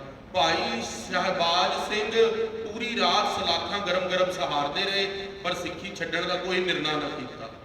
ਸਵੇਰ ਦਾ 4 ਵੇਲੇ ਦਾ ਸਮਾਂ ਹੋਇਆ, 4 ਵਜੇ ਦਾ, ਜਦੋਂ ਭਾਈ ਸ਼ਹਿਬਾਜ਼ ਸਿੰਘ ਦੇ ਅੱਖਾਂ ਵੱਲ ਕੀਤੇ ਨਾ, ਸਾਰੇ ਸਰੀਰ ਵੱਲ ਸਲਾਖਾਂ ਝੁਕਾ ਦਿੱਤੀਆਂ। ਜਦੋਂ ਅੱਖਾਂ ਵੱਲ ਕੀਤੀਆਂ ਨਾ, ਭਾਈ ਸ਼ਹਿਬਾਜ਼ ਸਿੰਘ ਨੇ ਕਿਹਾ ਰੁਕ ਜਾਓ, ਮੈਂ ਇਸਲਾਮ ਕਬੂਲ ਕਰਨ ਦੇ ਲਈ ਤਿਆਰ ਹਾਂ। ਖੁਸ਼ੀ ਦੀ ਲਹਿਰ ਫੈਲ ਗਈ, ਬਾਦਸ਼ਾਹ ਤੱਕ ਖਬਰਾਂ ਚੱਲੀ ਗਈਆਂ ਬਈ ਸੁਬੇਗ ਸਿੰਘ ਦਾ ਪੁੱਤਰ ਤਿਆਰ ਹੋ ਗਿਆ, 17 ਸਾਲ ਦਾ ਮੁੰਡਾ, ਫਾਰਸੀ ਦਾ ਵਿਦਵਾਨ, ਇਸਲਾਮ ਕਬੂਲ ਕਰੇਗਾ। ਖੁਸ਼ੀ ਦੀ ਲਹਿਰ ਦੌੜ ਗਈ। ਸੁਬੇਗ ਸਿੰਘ ਦੇ ਵੀ ਜਿੱਥੇ ਕੈਦ ਕੀਤਾ ਸੀ ਉੱਥੇ ਵੀ ਖਬਰ ਪਹੁੰਚੀ। ਭਾਈ ਸੁਬੇਗ ਸਿੰਘ ਜੀ ਨਾਮ ਸਿਮਰਨ ਕਰ ਰਹੇ ਸੀ, 4 ਵਜੇ ਦਾ ਸਮਾਂ ਸੀ। ਕਿਹਾ ਬਈ ਠੀਕ ਹੈ, ਜੇ ਸ਼ਹਿਬਾਜ਼ ਸਿੰਘ ਮੰਨ ਗਿਆ ਬਈ ਹੁਣ ਤੂੰ ਵੀ ਮੰਨ। ਕਿਹਾ ਬਈ ਠੀਕ ਹੈ, ਮੇਰੇ ਪੁੱਤਰ ਨੂੰ ਮਿਲਵਾ ਦਿਓ, ਮੇਰੀ ਗੱਲ ਤਾਂ ਕਰਵਾਓ ਮੇਰੇ ਪੁੱਤਰ ਦੇ ਨਾਲ। ਉਸੀ ਖੇਮੇ ਦੇ ਅੰਦਰ ਲੈ ਗਏ। ਭਾਈ ਸੁਬੇਗ ਸਿੰਘ ਨੇ ਆਪਣੇ ਸੱਜੇ ਗੁੱਟ ਤੋਂ ਕੜਾ ਲਾਇਆ ਤੇ ਮੂਲ ਮੰਤਰ ਦਾ ਪਾਠ ਕੀਤਾ। ਇੱਕ ਓੰਕਾਰ ਸਤਨਾਮ ਕਰਤਾ ਪੁਰਖ ਨਿਰਭਉ ਨਿਰਵੈਰ ਅਕਾਲ ਮੂਰਤ ਅਜੂਨੀ ਸਹਿ ਭੰਗ ਗੁਰ ਪ੍ਰਸਾਦ ਜਪ ਆਦ ਸੱਚ ਜੁਗਾਦ ਸੱਚ ਹੈ ਭੀ ਸੱਚ ਨਾਨਕ ਹੋਸੀ ਭੀ ਸੱਚ। ਤੇ ਕੇਸਾਂ ਦੇ ਉੱਤੇ ਕੜਾ ਛੁਆ ਕੇ ਵਾਪਸ ਗੁੱਟੇ 'ਚ ਪਾ ਲਿਆ। ਤੇ ਭਾਈ ਸ਼ਹਿਬਾਜ਼ ਸਿੰਘ ਨੂੰ ਏਦਾਂ ਮਹਿਸੂਸ ਹੋਇਆ ਬਈ ਕਲਗੀਧਰ ਪਾਤਸ਼ਾਹ ਨੇ ਮੇਰੇ ਆਸ-ਪਾਸ ਇੱਕ ਕਿਲ੍ਹਾ ਉਸਾਰ ਦਿੱਤਾ। ਤੇ ਸੁਬੇਗ ਸਿੰਘ ਨੇ ਉੱਥੇ ਜ਼ਕਰੀਆ ਖਾਨ ਦੀ ਫੌਜ ਲਿਆਂ ਨੂੰ ਕਿਹਾ ਹੁਣ ਪੁੱਛੋ ਵੀ ਇਹਨੇ ਇਸਲਾਮ ਕਬੂਲ ਕਰਨਾ ਹੈ। ਉਹਨਾਂ ਨੇ ਤਸੀਹੇ ਦੇ ਅੱਖ ਵੱਲ ਸੂਏ ਗਰਮ ਕੀਤੇ ਹੋਏ ਸੀ ਨਾ, ਹੋਰ ਨੇੜੇ ਕਰਕੇ ਛਾਤੀ ਵਿੱਚ ਖੋਭ ਦਿੱਤੇ ਤੇ ਕਿਹਾ ਇਸਲਾਮ ਕਬੂਲ ਕਰਨਾ ਹੈ। ਤੇ ਉੱਥੇ ਭਾਈ ਸ਼ਹਿਬਾਜ਼ ਸਿੰਘ ਫਿਰ ਬੋਲੇ ਸਿਰ ਜਾਵੇ ਤਾਂ ਜਾਵੇ ਮੇਰਾ ਸਿੱਖੀ ਸਿਦਕ ਨਾ ਜਾਵੇ। ਕਿਹਾ ਸਿੱਖੀ ਕੇਸਾਂ ਸਵਾਸਾਂ ਨਾਲ ਨਿਭਾਵਾਂਗੇ, ਸੀਸ ਦੇ ਦੇਵਾਂਗੇ, ਪਰ ਕੇਸ ਨਹੀਂ ਕਤਲ ਕਰਾਂਗੇ। ਸੋ ਖਾਲਸਾ ਜੀ ਉਹ ਸ਼ਹਾਦਤਾਂ ਕੁਰਬਾਨੀਆਂ ਭਾਈ ਮਹਿਤਾਬ ਸਿੰਘ ਜੀ ਯਾਦ ਕਰ ਰਹੇ ਨੇ। ਬਈ ਭਾਈ ਤਾਰੂ ਸਿੰਘ ਜੀ ਨੂੰ ਭਾਈ ਦਿਆਲਾ ਜੀ ਦੇ ਪ੍ਰਸੰਗ ਯਾਦ ਨੇ, ਭਾਈ ਸੁਬੇਗ ਸਿੰਘ ਭਾਈ ਸ਼ਹਿਬਾਜ਼ ਸਿੰਘ ਦੀ ਕੁਰਬਾਨੀਆਂ ਯਾਦ ਨੇ ਜਿਨ੍ਹਾਂ ਨੂੰ ਚਰਖੜੀਆਂ ਤੇ ਚਾੜਿਆ ਗਿਆ। ਤੇ ਸੱਚੇ ਪਾਤਸ਼ਾਹ ਜੀ ਦੀ ਸਿੱਖੀ ਤੱਤੀ ਤਵੀਆਂ ਤੇ ਬੈਠੀ ਆਰਿਆਂ ਤੇ ਚਿਰਦੀ ਹੋਈ ਸਿੱਖੀ ਯਾਦ ਹੈ, ਬੰਦ ਕੱਟੀ ਸਿੱਖੀ ਯਾਦ ਹੈ। ਚੜ ਕੇ ਚਰਖ ਜਿਨ ਜਪਿਓ ਅਕਾਲ, ਜਿਨ੍ਹਾਂ ਭਾਈ ਸੁਬੇਗ ਸਿੰਘ ਨੇ ਭਾਈ ਸ਼ਹਿਬਾਜ਼ ਸਿੰਘ ਨੇ ਸੂਰਾ ਸੋ ਪਹਿਚਾਨੀਐ ਜੋ ਲਰੈ ਦੀਨ ਕੇ ਹੇਤ ਪੁਰਜਾ ਪੁਰਜਾ ਕੱਟ ਮਰੈ ਕਭੂ ਨ ਛਾੜੈ ਖੇਤ। ਚਰਖੜੀਆਂ ਤੇ ਚੜ ਗਏ ਪਰ ਸਿੱਖੀ ਨਹੀਂ ਛੱਡੀ, ਕੇਸ ਨਹੀਂ ਕਤਲ ਕਰਵਾਏ। ਧੰਨ ਧੰਨ ਵੈ ਜਿਨ ਸਿਦਕ ਨ ਹਾਰਾ, ਧੰਨ ਨੇ ਉਹ ਗੁਰੂ ਦੇ ਸਿੱਖ ਜੋ ਸਿਦਕ ਨਹੀਂ ਹਾਰਦੇ ਪਰ ਆਪਣੀ ਜਾਨ ਕੁਰਬਾਨ ਕਰ ਦਿੰਦੇ ਨੇ। ਕੀਆ ਸੀਸ ਮੁਖ ਗੁਰੂ ਉਚਾਰਾ, ਸੀਸ ਤਾਂ ਆਪਣਾ ਦੇ ਦਿੱਤਾ ਪਰ ਮੁਖ ਤੋਂ ਗੁਰਮੰਤਰ ਦਾ ਜਾਪ ਨਹੀਂ ਉਚਾਰਨ ਛੱਡਿਆ। ਦੋਹਰਾ ਹਮੈ ਕਮਾਈ ਕਿਆ ਕਰੀ ਦੁਖ ਛਪ ਦੇਹ ਬਚਾਏ। ਉਹ ਭਾਈ ਮਹਿਤਾਬ ਸਿੰਘ ਜੀ ਕਿਉਂਕਿ ਸਿੱਖ ਦੇ ਅੰਦਰ ਦੀ ਜੋ ਅਵਸਥਾ ਹੈ ਨਾ, ਉਹ ਕਦੀ ਆਪਣੀ ਅਵਸਥਾ ਦੇ ਅੰਦਰ ਗੁਰੂ ਨਾਨਕ ਦੇ ਜੋ ਪੰਥ ਦੇ ਅੰਦਰ ਵਿਦਾਂਤੀ ਆਪਣੇ ਆਪ ਨੂੰ ਕਹਿੰਦੇ ਨੇ ਵੀ ਅਸੀਂ ਰੱਬ ਹਾਂ, ਪਰਮੇਸ਼ਵਰ ਹਾਂ, ਹਰ ਬੰਦਾ ਰੱਬ ਹੈ।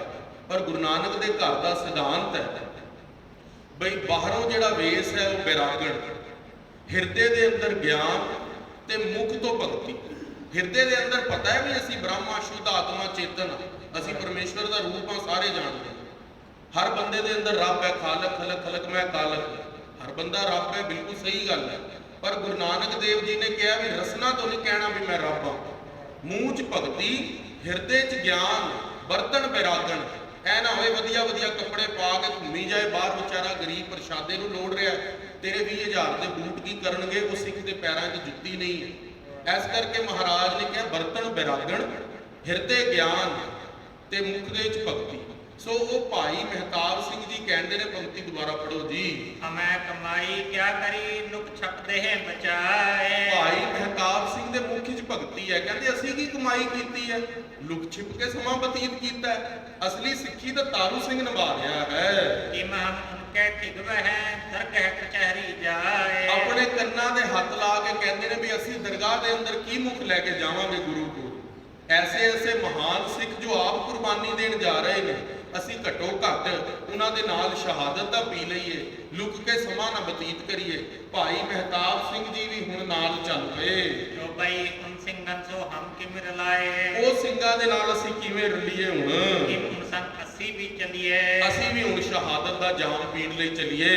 ਕਾਜੀ ਦੇਹ ਸਦਾ ਥਿਰ ਨਾਹੀ। ਇਹ ਜਿਹੜੀ ਦੇਹ ਆ ਤੇ ਵੈਸੇ ਹੀ ਕੱਚੀ ਹੈ। ਬਹੁਤ ਉਮਰ ਹਮ ਗਈ ਬਿਤਾਹੀ। ਅਸੀਂ ਬਹੁਤ ਉਮਰ ਬਤੀਤ ਕਰ ਦਿੱਤੀ ਹੈ ਇਸ ਤਰ੍ਹਾਂ ਹੀ। ਬਿਨ ਤੁਰਕਨ ਤੋਂ ਹੁੰਦੇ ਕਰ ਰਹੀਏ। ਤੁਰਕਾਂ ਦੇ ਨਾਲ ਹੁਣ ਅਸੀਂ ਵੀ ਆਪਣਾ ਠੀਕਰਾ ਫੋੜ ਦਈਏ। ਸ਼ਹੀਦੀ ਮਰਾਤਬ ਤੇ ਕਿਉਂ ਜਾਈਏ। ਸ਼ਹੀਦੀ ਦਾ ਮਰਤਬਾ ਲੈਣ ਤੋਂ ਕਿਉਂ ਪਿੱਛੇ ਹਟੀਏ ਅਸੀਂ। ਤ੍ਰਿਗ ਜਨਮ ਤ੍ਰਿਗ ਮਰਨੋ ਹੋਈ। ਤ੍ਰਿਗ ਜੀਵਨ ਹੈ, ਤ੍ਰਿਗ ਮਰਨਾ ਹੈ, ਜਿਹੜਾ ਗੁਰੂ ਤੋਂ ਬੇਮੁਖ ਹੋ ਕੇ ਮਰਨਾ ਹੈ। ਤੁਰਕਨ ਬਿੰਦ ਸਿਰ ਚੜ ਮਰੈ ਜੋਈ। ਹੁਣ ਤੁਰਕਾਂ ਦੇ ਸਿਰ ਬੁਰਿਆਈ ਮਾਰ ਕੇ ਹੀ ਮਰਾਂਗੇ, ਸ਼ਹਾਦਤ ਦਾ ਜਾਮ ਪੀਵਾਂਗੇ। ਸਿੰਘ ਜੀ ਨੇ ਜੋ ਚਿਤ ਵਿਚਾਰੀ। ਇਸ ਤਰ੍ਹਾਂ ਭਾਈ ਮਹਿਤਾਬ ਸਿੰਘ ਜੀ, ਰਤਨ ਸਿੰਘ ਜੀ ਭੰਗੂ ਲਿਖਦੇ ਨੇ, ਸਿੰਘ ਜੀ ਆਪਣੇ ਦਾਦਾ ਜੀ ਨੂੰ ਸੰਬੋਧਿਤ ਕਰਕੇ ਸਤਿਕਾਰ ਦੇ ਨਾਲ ਲਿਖਦੇ ਨੇ। ਸਿੰਘ ਜੀ ਨੇ ਜੋ ਚਿਤ ਵਿਚਾਰੀ। ਇਸ ਤਰ੍ਹਾਂ ਹਿਰਦੇ ਦੇ ਅੰਦਰ ਵਿਚਾਰ ਕੀਤੀ ਭਾਈ ਮਹਿਤਾਬ ਸਿੰਘ ਹੋਣਾ ਨੇ। ਤਾਰੂ ਸਿੰਘ ਸੰਗ ਕਰੀਏ ਤਿਆਰੀ। ਕਹਿੰਦੇ ਹੁਣ ਮੈਂ ਵੀ ਤਾਰੂ ਸਿੰਘ ਦੇ ਨਾਲ ਸ਼ਹਾਦਤ ਦਾ ਜਾਮ ਪੀਣਾ ਹੈ। ਅਮਰੋ ਉਸਕੋ ਹੁਤੋ ਸਨੇਹ। ਮੇਰਾ ਤੇ ਭਾਈ ਤਾਰੂ ਸਿੰਘ ਦਾ ਸਨੇਹ, ਅਸੀਂ ਦੋਨੋਂ ਸੁਨਹਿਰੀਏ ਭਰਾ ਹਾਂ। ਉਸੇ ਸੰਗ ਮਿਲ ਤਜੀਏ ਦੇਹ। ਭਾਈ ਤਾਰੂ ਸਿੰਘ ਜੀ ਦੇ ਨਾਲ ਮਿਲ ਕੇ ਮੈਂ ਆਪਣੀ ਦੇਹ ਛੱਡਾਂਗਾ। ਦੋਹਰਾ ਸਿੰਘ ਸੋ ਔਰਨ ਪ੍ਰਤ ਕਹਿਓ ਤੁਮ ਰੁਕੋ ਔਰ ਹੀ ਜਾਏ। ਭਾਈ ਮਹਿਤਾਬ ਸਿੰਘ ਨੇ ਸਾਰਿਆਂ ਨੂੰ ਕਹਿਤਾ, ਭਾਈ ਹੁਣ ਤੁਸੀਂ ਜੰਗਲਾਂ ਦੇ ਅੰਦਰ ਲੁਕ ਕੇ ਥੋੜਾ ਸਮਾਂ ਬਤੀਤ ਕਰੋ। ਕਿਸੇ ਨੂੰ ਆਪਣਾ ਬਰਛਾ ਵੰਡ ਦਿੱਤਾ, ਕਿਸੇ ਨੂੰ ਕਿਰਪਾਨ, ਕਿਸੇ ਨੂੰ ਬਿਛੂਆ, ਕਿਸੇ ਨੂੰ ਪਿਸਤੌਲ, ਕਿਸੇ ਨੂੰ ਆਪਣੇ ਮੱਥੇ ਦਾ ਚੱਕਰ ਲਾ ਕੇ ਦੇ ਦਿੱਤਾ ਵੀ ਸ਼ਸਤਰਾਂ ਦੀ ਬੇਦਬੀ ਨਾ ਹੋਵੇ। ਅਸੀਂ ਸੋ ਜਾਏ ਲਾਹੌਰ ਕੋ ਤਾਰੂ ਸਿੰਘ ਕਹਿ ਪਾਏ। ਅਸੀਂ ਤਾਂ ਭਾਈ ਹੁਣ ਤਾਰੂ ਸਿੰਘ ਜੀ ਦੇ ਕੋਲ ਚੱਲੇ ਆ। ਮੱਸਾ ਰੰਗੜ ਜੀ ਜਿਨ੍ਹਾਂ ਨੇ ਸੀਸ ਵੱਢਿਆ ਸੀ ਮੱਸੇ ਰੰਗੜ ਦਾ। ਜੋ ਪਈ ਜੋ ਕਹਿ ਸਿੰਘ ਜੀ ਇੱਧਰ ਤੁਰਿਆ। ਇਸ ਪ੍ਰਕਾਰ ਫਿਰ ਭਾਈ ਮਹਿਤਾਬ ਸਿੰਘ ਜੀ ਵੀ ਹੁਣ ਤੁਰ ਪਏ ਨੇ ਭਾਈ ਤਾਰੂ ਸਿੰਘ ਜੀ ਦਾ ਸਾਥ ਦੇਣ ਵੀ ਸ਼ਹਾਦਤ ਦਾ ਜਾਮ ਮੈਂ ਆਪਣੇ ਸੁਨਹਿਰੇ ਭਰਾ ਗੁਰੂ ਭਾਈ ਦੇ ਨਾਲ ਵੀ। ਇਹ ਖਾਲਸਾ ਜੀ ਅਸਲੀ ਦੋਸਤੀ। ਅੱਜ ਦੀ ਜਿਹੜੀ ਦੋਸਤੀ ਨੇ ਨਾ ਉਹ ਤਾਂ ਮਜ਼ਾਕੀ ਨੇ। ਇਹ ਹਕੀਕੀ ਇਸ਼ਕ ਹੈ ਬਈ ਜਿਸ ਪਿਆਰੇ ਸਿਉਨੇ ਹੋ ਤਿਸ ਆਗੇ ਮਰ ਚੱਲੀਏ। ਤ੍ਰਿਗ ਜੀਵਨ ਸੰਸਾਰ ਤਾਂ ਕੈ ਪਾਛੈ ਜੀਵਨ। ਬਈ ਜਿਹੜੇ ਪਿਆਰੇ ਦੇ ਨਾਲ ਭਾਈ ਤਾਰੂ ਸਿੰਘ ਜੀ ਦੇ ਨਾਲ ਨੇਹ ਹੈ, ਪਿਆਰ ਹੈ, ਬਈ ਜੇ ਉਹਦੇ ਦੇ ਨਾਲ ਨਾ ਮਰੇ ਉਹਦੇ ਪਿੱਛੋਂ ਜੀਣ ਦਾ ਫਾਇਦਾ ਕਾਹਦਾ ਹੋਇਆ। ਇਸ ਕਰਕੇ ਆਹ ਜਿਹੜੀ ਸਿੱਖੀ ਦੀ ਕਮਾਈ, ਸਿੱਖੀ ਦੀ ਕਥਾ ਚੱਲ ਰਹੀ ਹੈ, ਸਾਡੇ ਅੰਦਰ ਖੂਨ ਦੇ ਅੰਦਰ ਇੱਕ ਉਬਾਲਾ ਪਾਉਂਦੀ ਹੈ ਵੀ ਗੁਰੂ ਦੇ ਸਾਡੇ ਪੁਰਾਤਨ ਸਿੰਘ, ਸਾਡੇ ਬਜ਼ੁਰਗ ਕਿਸ ਤਰ੍ਹਾਂ ਸਿੱਖੀ ਨਿਭਾਉਂਦੇ ਸੀ। ਸੋ ਸਾਨੂੰ ਵੀ ਗੁਰੂ ਬਖਸ਼ਿਸ਼ ਕਰੇ। ਅਸੀਂ ਉਹਨਾਂ ਜਿੰਨੀ ਕਮਾਈ ਤਾਂ ਨਹੀਂ ਕਰ ਸਕਦੇ, ਪਰ ਉਹਨਾਂ ਦੇ ਪੂਰਨਿਆਂ ਦੇ ਉੱਤੇ ਚੱਲ ਕੇ ਗੁਰੂ ਸਾਡੇ ਤੇ ਵੀ ਬਖਸ਼ਿਸ਼ ਕਰੇ ਵੀ ਸਾਨੂੰ ਵੀ ਉਹ ਜੋ ਗੁਰੂ ਸਾਹਿਬ ਉਹਨਾਂ ਨੂੰ ਨਾਮ ਸਿਮਰਨ ਦੀ, ਭਗਤੀ ਦੀ, ਸ਼ਹਾਦਤਾਂ ਦੀ ਤੁਸੀਂ ਬਖਸ਼ਿਸ਼ਾਂ ਕੀਤੀਆਂ ਮਹਾਰਾਜ, ਉਹ ਬਖਸ਼ਿਸ਼ਾਂ ਸਾਡੀ ਵੀ ਝੋਲੀ ਪਾਓ। ਸਾਡੇ ਉੱਤੇ ਵੀ ਗੁਰੂ ਕਿਰਪਾ ਕਰੋ, ਕਿਉਂਕਿ ਖਾਲਸਾ ਜੀ ਜੋ ਭਗਤ ਹੁੰਦਾ ਹੈ ਨਾ ਉਹਨੂੰ 4 ਯੁੱਗ ਲੱਗ ਜਾਂਦੇ, ਕਈ ਵਾਰੀ ਮੁਕਤ ਹੋਣ ਦੇ ਅੰਦਰ ਕਈ ਜਨਮ ਲੱਗ ਜਾਂਦੇ, ਭਗਤੀ ਕਰਦਾ, ਤਪੱਸਿਆ ਕਰਦਾ। ਹਰਨਾਕਸ਼ ਸੀ ਨਾ, ਪਰਮਾਤਮਾ ਨੇ ਉਸ ਨੂੰ ਪੁੱਛਿਆ ਸੀਗਾ ਅਕਾਲ ਪੁਰਖ ਨੇ ਦਰ ਦੇ ਉੱਤੇ ਹਰਨਾਕਸ਼ ਨੂੰ ਬਈ ਤੂੰ ਮੈਨੂੰ ਦੱਸ ਵੀ ਮੇਰੇ ਤੱਕ ਮਿਲਣਾ ਹੈ, ਜੇ ਭਗਤੀ ਕਰੇਗਾ ਤਾਂ 4 ਜਨਮ ਲੈਣੇ ਪੈਣਗੇ, ਜੇ ਮੇਰਾ ਦੁਸ਼ਮਣ ਬਣ ਕੇ ਸਾਹਮਣੇ ਉਹ ਜੰਗ ਕਰੇਗਾ ਮੈਂ ਤੈਨੂੰ ਨੋਹਾਂ ਦੇ ਨਾਲ ਪਾੜਾਂਗਾ ਸੰਧਿਆ ਵੇਲੇ ਪੱਟਾਂ ਤੇ ਰੱਖ ਕੇ, ਤੇ ਤਦ ਨਰਸਿੰਘ ਦਾ ਰੂਪ ਧਾਰ ਕੇ ਤਦ ਪਹਿਲੇ ਜਨਮ ਵਿੱਚ ਮੁਕਤੀ ਹੋ ਜਾਵੇ। ਤੇ ਇਸ ਕਰਕੇ ਜਦੋਂ ਅਸੀਂ ਜੰਗ ਦੇ ਅੰਦਰ ਲੜ ਕੇ ਮਰਦੇ ਆ ਨਾ, ਉੱਥੇ ਦੇ ਤਤਕਾਲ ਹੀ ਮੁਕਤੀ ਹੈ। ਭਗਤੀ ਦੇ ਅੰਦਰ ਤਾਂ ਫੇਰ ਸਮਾਂ ਲੱਗ ਜਾਂਦਾ। ਭਗਤ ਤਪ ਕਰਦੇ ਨੇ ਦਿਨ ਰਾਤ, ਸਵੇਰੇ ਜਾਗਣਾ, ਰਾਤੀ ਜਾਗਣਾ, ਫੇਰ ਕਈ ਵਾਰੀ ਮਨ ਭੰਗ ਹੋ ਜਾਂਦਾ, ਕਦੇ ਬੱਚਿਆਂ ਨੇ ਭਗਤੀ ਨਾ ਕਰਨ ਦਿੱਤੀ, ਕਦੀ ਪਰਿਵਾਰ ਦਾ ਮੋਹ, ਕਿੰਨੇ ਗ੍ਰੰਥ ਪੜ੍ਹਨੇ ਪੈਂਦੇ ਨੇ। ਪਰ ਜਿਹੜੇ ਸੂਰਮੇ ਹੁੰਦੇ ਨੇ ਨਾ, ਉਹ ਪਹਿਲੀ ਕਿਰਪਾਨ ਖਾ ਕੇ ਮੁੱਖੋਂ ਬੋਲਦੇ ਨੇ ਧੰਨ ਗੁਰੂ ਗੋਬਿੰਦ ਸਿੰਘ, ਤੇ ਸਿੱਧਾ ਸੱਚਖੰਡ ਦੀਆਂ ਦਰਗਾਹੀ ਟਿਕਟਾਂ। ਉਹ ਟਿਕਟਾਂ ਲੈਣ ਦੇ ਲਈ ਭਾਈ ਮਹਿਤਾਬ ਸਿੰਘ ਵੀ ਚੱਲੇ ਨੇ। ਹੁਣ ਕੱਲ ਦੇ ਪ੍ਰਸੰਗ ਦੇ ਅੰਦਰ 3 ਦਿਨ ਦਾ ਸਮਾਗਮ ਹੋ ਰਹਿ ਗਿਆ। ਬੁੱਧਵਾਰ ਨੂੰ ਸਮਾਪਤੀ ਹੈ। ਭਾਈ ਅਰਵਿੰਦਰ ਸਿੰਘ ਜੀ ਤੋਪਖਾਨੇ ਤੋਂ ਬਹੁਤ ਵਿਦਵਾਨ ਸੁਰੀਲੇ ਕੀਰਤਨ ਜੱਥਾ ਹੈ, ਉਹ ਕੀਰਤਨ ਕਰਨ ਆਣਗੇ। 6:45 ਤੋਂ 7:30 ਉਹ ਕੀਰਤਨ ਕਰਨਗੇ ਬੁੱਧਵਾਰ ਨੂੰ। ਫਿਰ 7:30 ਤੋਂ 8:15 ਤੱਕ ਇਸ ਤਰ੍ਹਾਂ ਹੀ ਕਥਾ ਹੋਵੇਗੀ। ਤੇ ਉਸ ਤੋਂ ਬਾਅਦ 15 ਮਿੰਟ ਜਿਹੜਾ ਅਸੀਂ ਭਾਈ ਤਾਰੂ ਸਿੰਘ ਜੀ ਦਾ ਜਨਮ ਦਿਹਾੜੇ ਦਾ ਜਿਸ ਤੇ ਪ੍ਰਥਾਏ ਕਥਾ ਵੀ ਰੱਖੀ ਹੈ, ਉਹ 15 ਮਿੰਟ ਲਈ ਖਾਲਸਾ ਵੀਰ ਜੀ ਇੰਦਰਪਾਲ ਜੀ ਉਹਨਾਂ ਨੂੰ ਵੀ ਬੇਨਤੀ ਕੀਤੀ ਹੈ ਵੀ ਜਿਹੜੇ 700 ਬੱਚੇ ਜਿਨ੍ਹਾਂ ਨੂੰ ਭਾਈ ਤਾਰੂ ਸਿੰਘ ਦਾ ਇਤਿਹਾਸ ਯਾਦ ਕਰਵਾਇਆ, ਬਈ ਉਹਨਾਂ 'ਚ ਕੁਝ ਕੁ ਬੱਚੇ ਤੇ ਕੁਝ ਕੁ ਅਧਿਆਪਕ ਇੱਥੇ ਆਣਗੇ ਤੇ ਉਹ ਤੁਹਾਡੇ ਅੱਗੇ 10-15 ਮਿੰਟਾਂ 'ਚ ਦੱਸਣਗੇ ਵੀ ਉਹਨਾਂ ਨੇ ਕਿਸ ਤਰ੍ਹਾਂ ਤਿਆਰੀ ਕੀਤੀ ਹੈ। ਉਹ ਜਿਹੜੇ ਛੋਟੇ-ਛੋਟੇ ਬੱਚਿਆਂ ਨੇ ਮਿਹਨਤ ਕੀਤੀ ਹੈ, ਉਹਨਾਂ ਦੀ ਵੀ ਅਸੀਂ ਹੌਸਲਾ ਅਫਜ਼ਾਈ ਕਰਨੀ ਹੈ। ਸਾਡੀ ਆਉਣ ਵਾਲੀ ਪੀੜ੍ਹੀ ਹੈ, ਜੇ ਅਸੀਂ ਆਉਣ ਵਾਲੀ ਪੀੜ੍ਹੀ ਨੂੰ ਪ੍ਰੇਰਿਤ ਕਰਾਂਗੇ, ਤੁਸੀਂ ਵੀ ਆਪਣੇ ਸਾਰੇ ਬੁੱਧਵਾਰ ਨੂੰ ਬੱਚਿਆਂ ਨੂੰ ਲੈ ਕੇ ਆਓ ਤੇ ਉਹਨਾਂ ਨੂੰ ਦਿਖਾਓ ਵੀ ਕਿਵੇਂ ਬੱਚਿਆਂ ਨੇ ਤਿਆਰੀ ਕੀਤੀ ਹੈ, ਅਸੀਂ ਵੀ ਤਿਆਰੀ ਕਰਨੀ ਹੈ। ਇਹ ਕੰਪੀਟੀਸ਼ਨ ਇੰਦਰਪਾਲ ਵੀਰ ਜੀ ਪਿੱਛੇ ਬੈਠੇ ਨੇ, ਉਹ ਕਰਾ ਰਹੇ ਨੇ, ਉਹਨਾਂ ਦਾ ਬੜਾ ਵੱਡਾ ਉਦਮ ਹੈ। ਸਤਿਕਾਰਯੋਗ ਸਿੰਘ ਸਾਹਿਬ ਗਿਆਨੀ ਸ਼ੇਰ ਸਿੰਘ ਜੀ ਨੇ ਕਿਰਪਾ ਕੀਤੀ ਸੀ ਵੀ ਆ ਜਿਹੜਾ ਉਦਮ ਸੀਗਾ, ਉਹਨਾਂ ਨੇ ਕਿਹਾ ਵੀ 3 ਜਗ੍ਹਾ ਦੇ ਉੱਤੇ ਇਹ ਕਥਾ ਦਾ ਸਮਾਗਮ ਉਲੀਕਣਾ ਹੈ।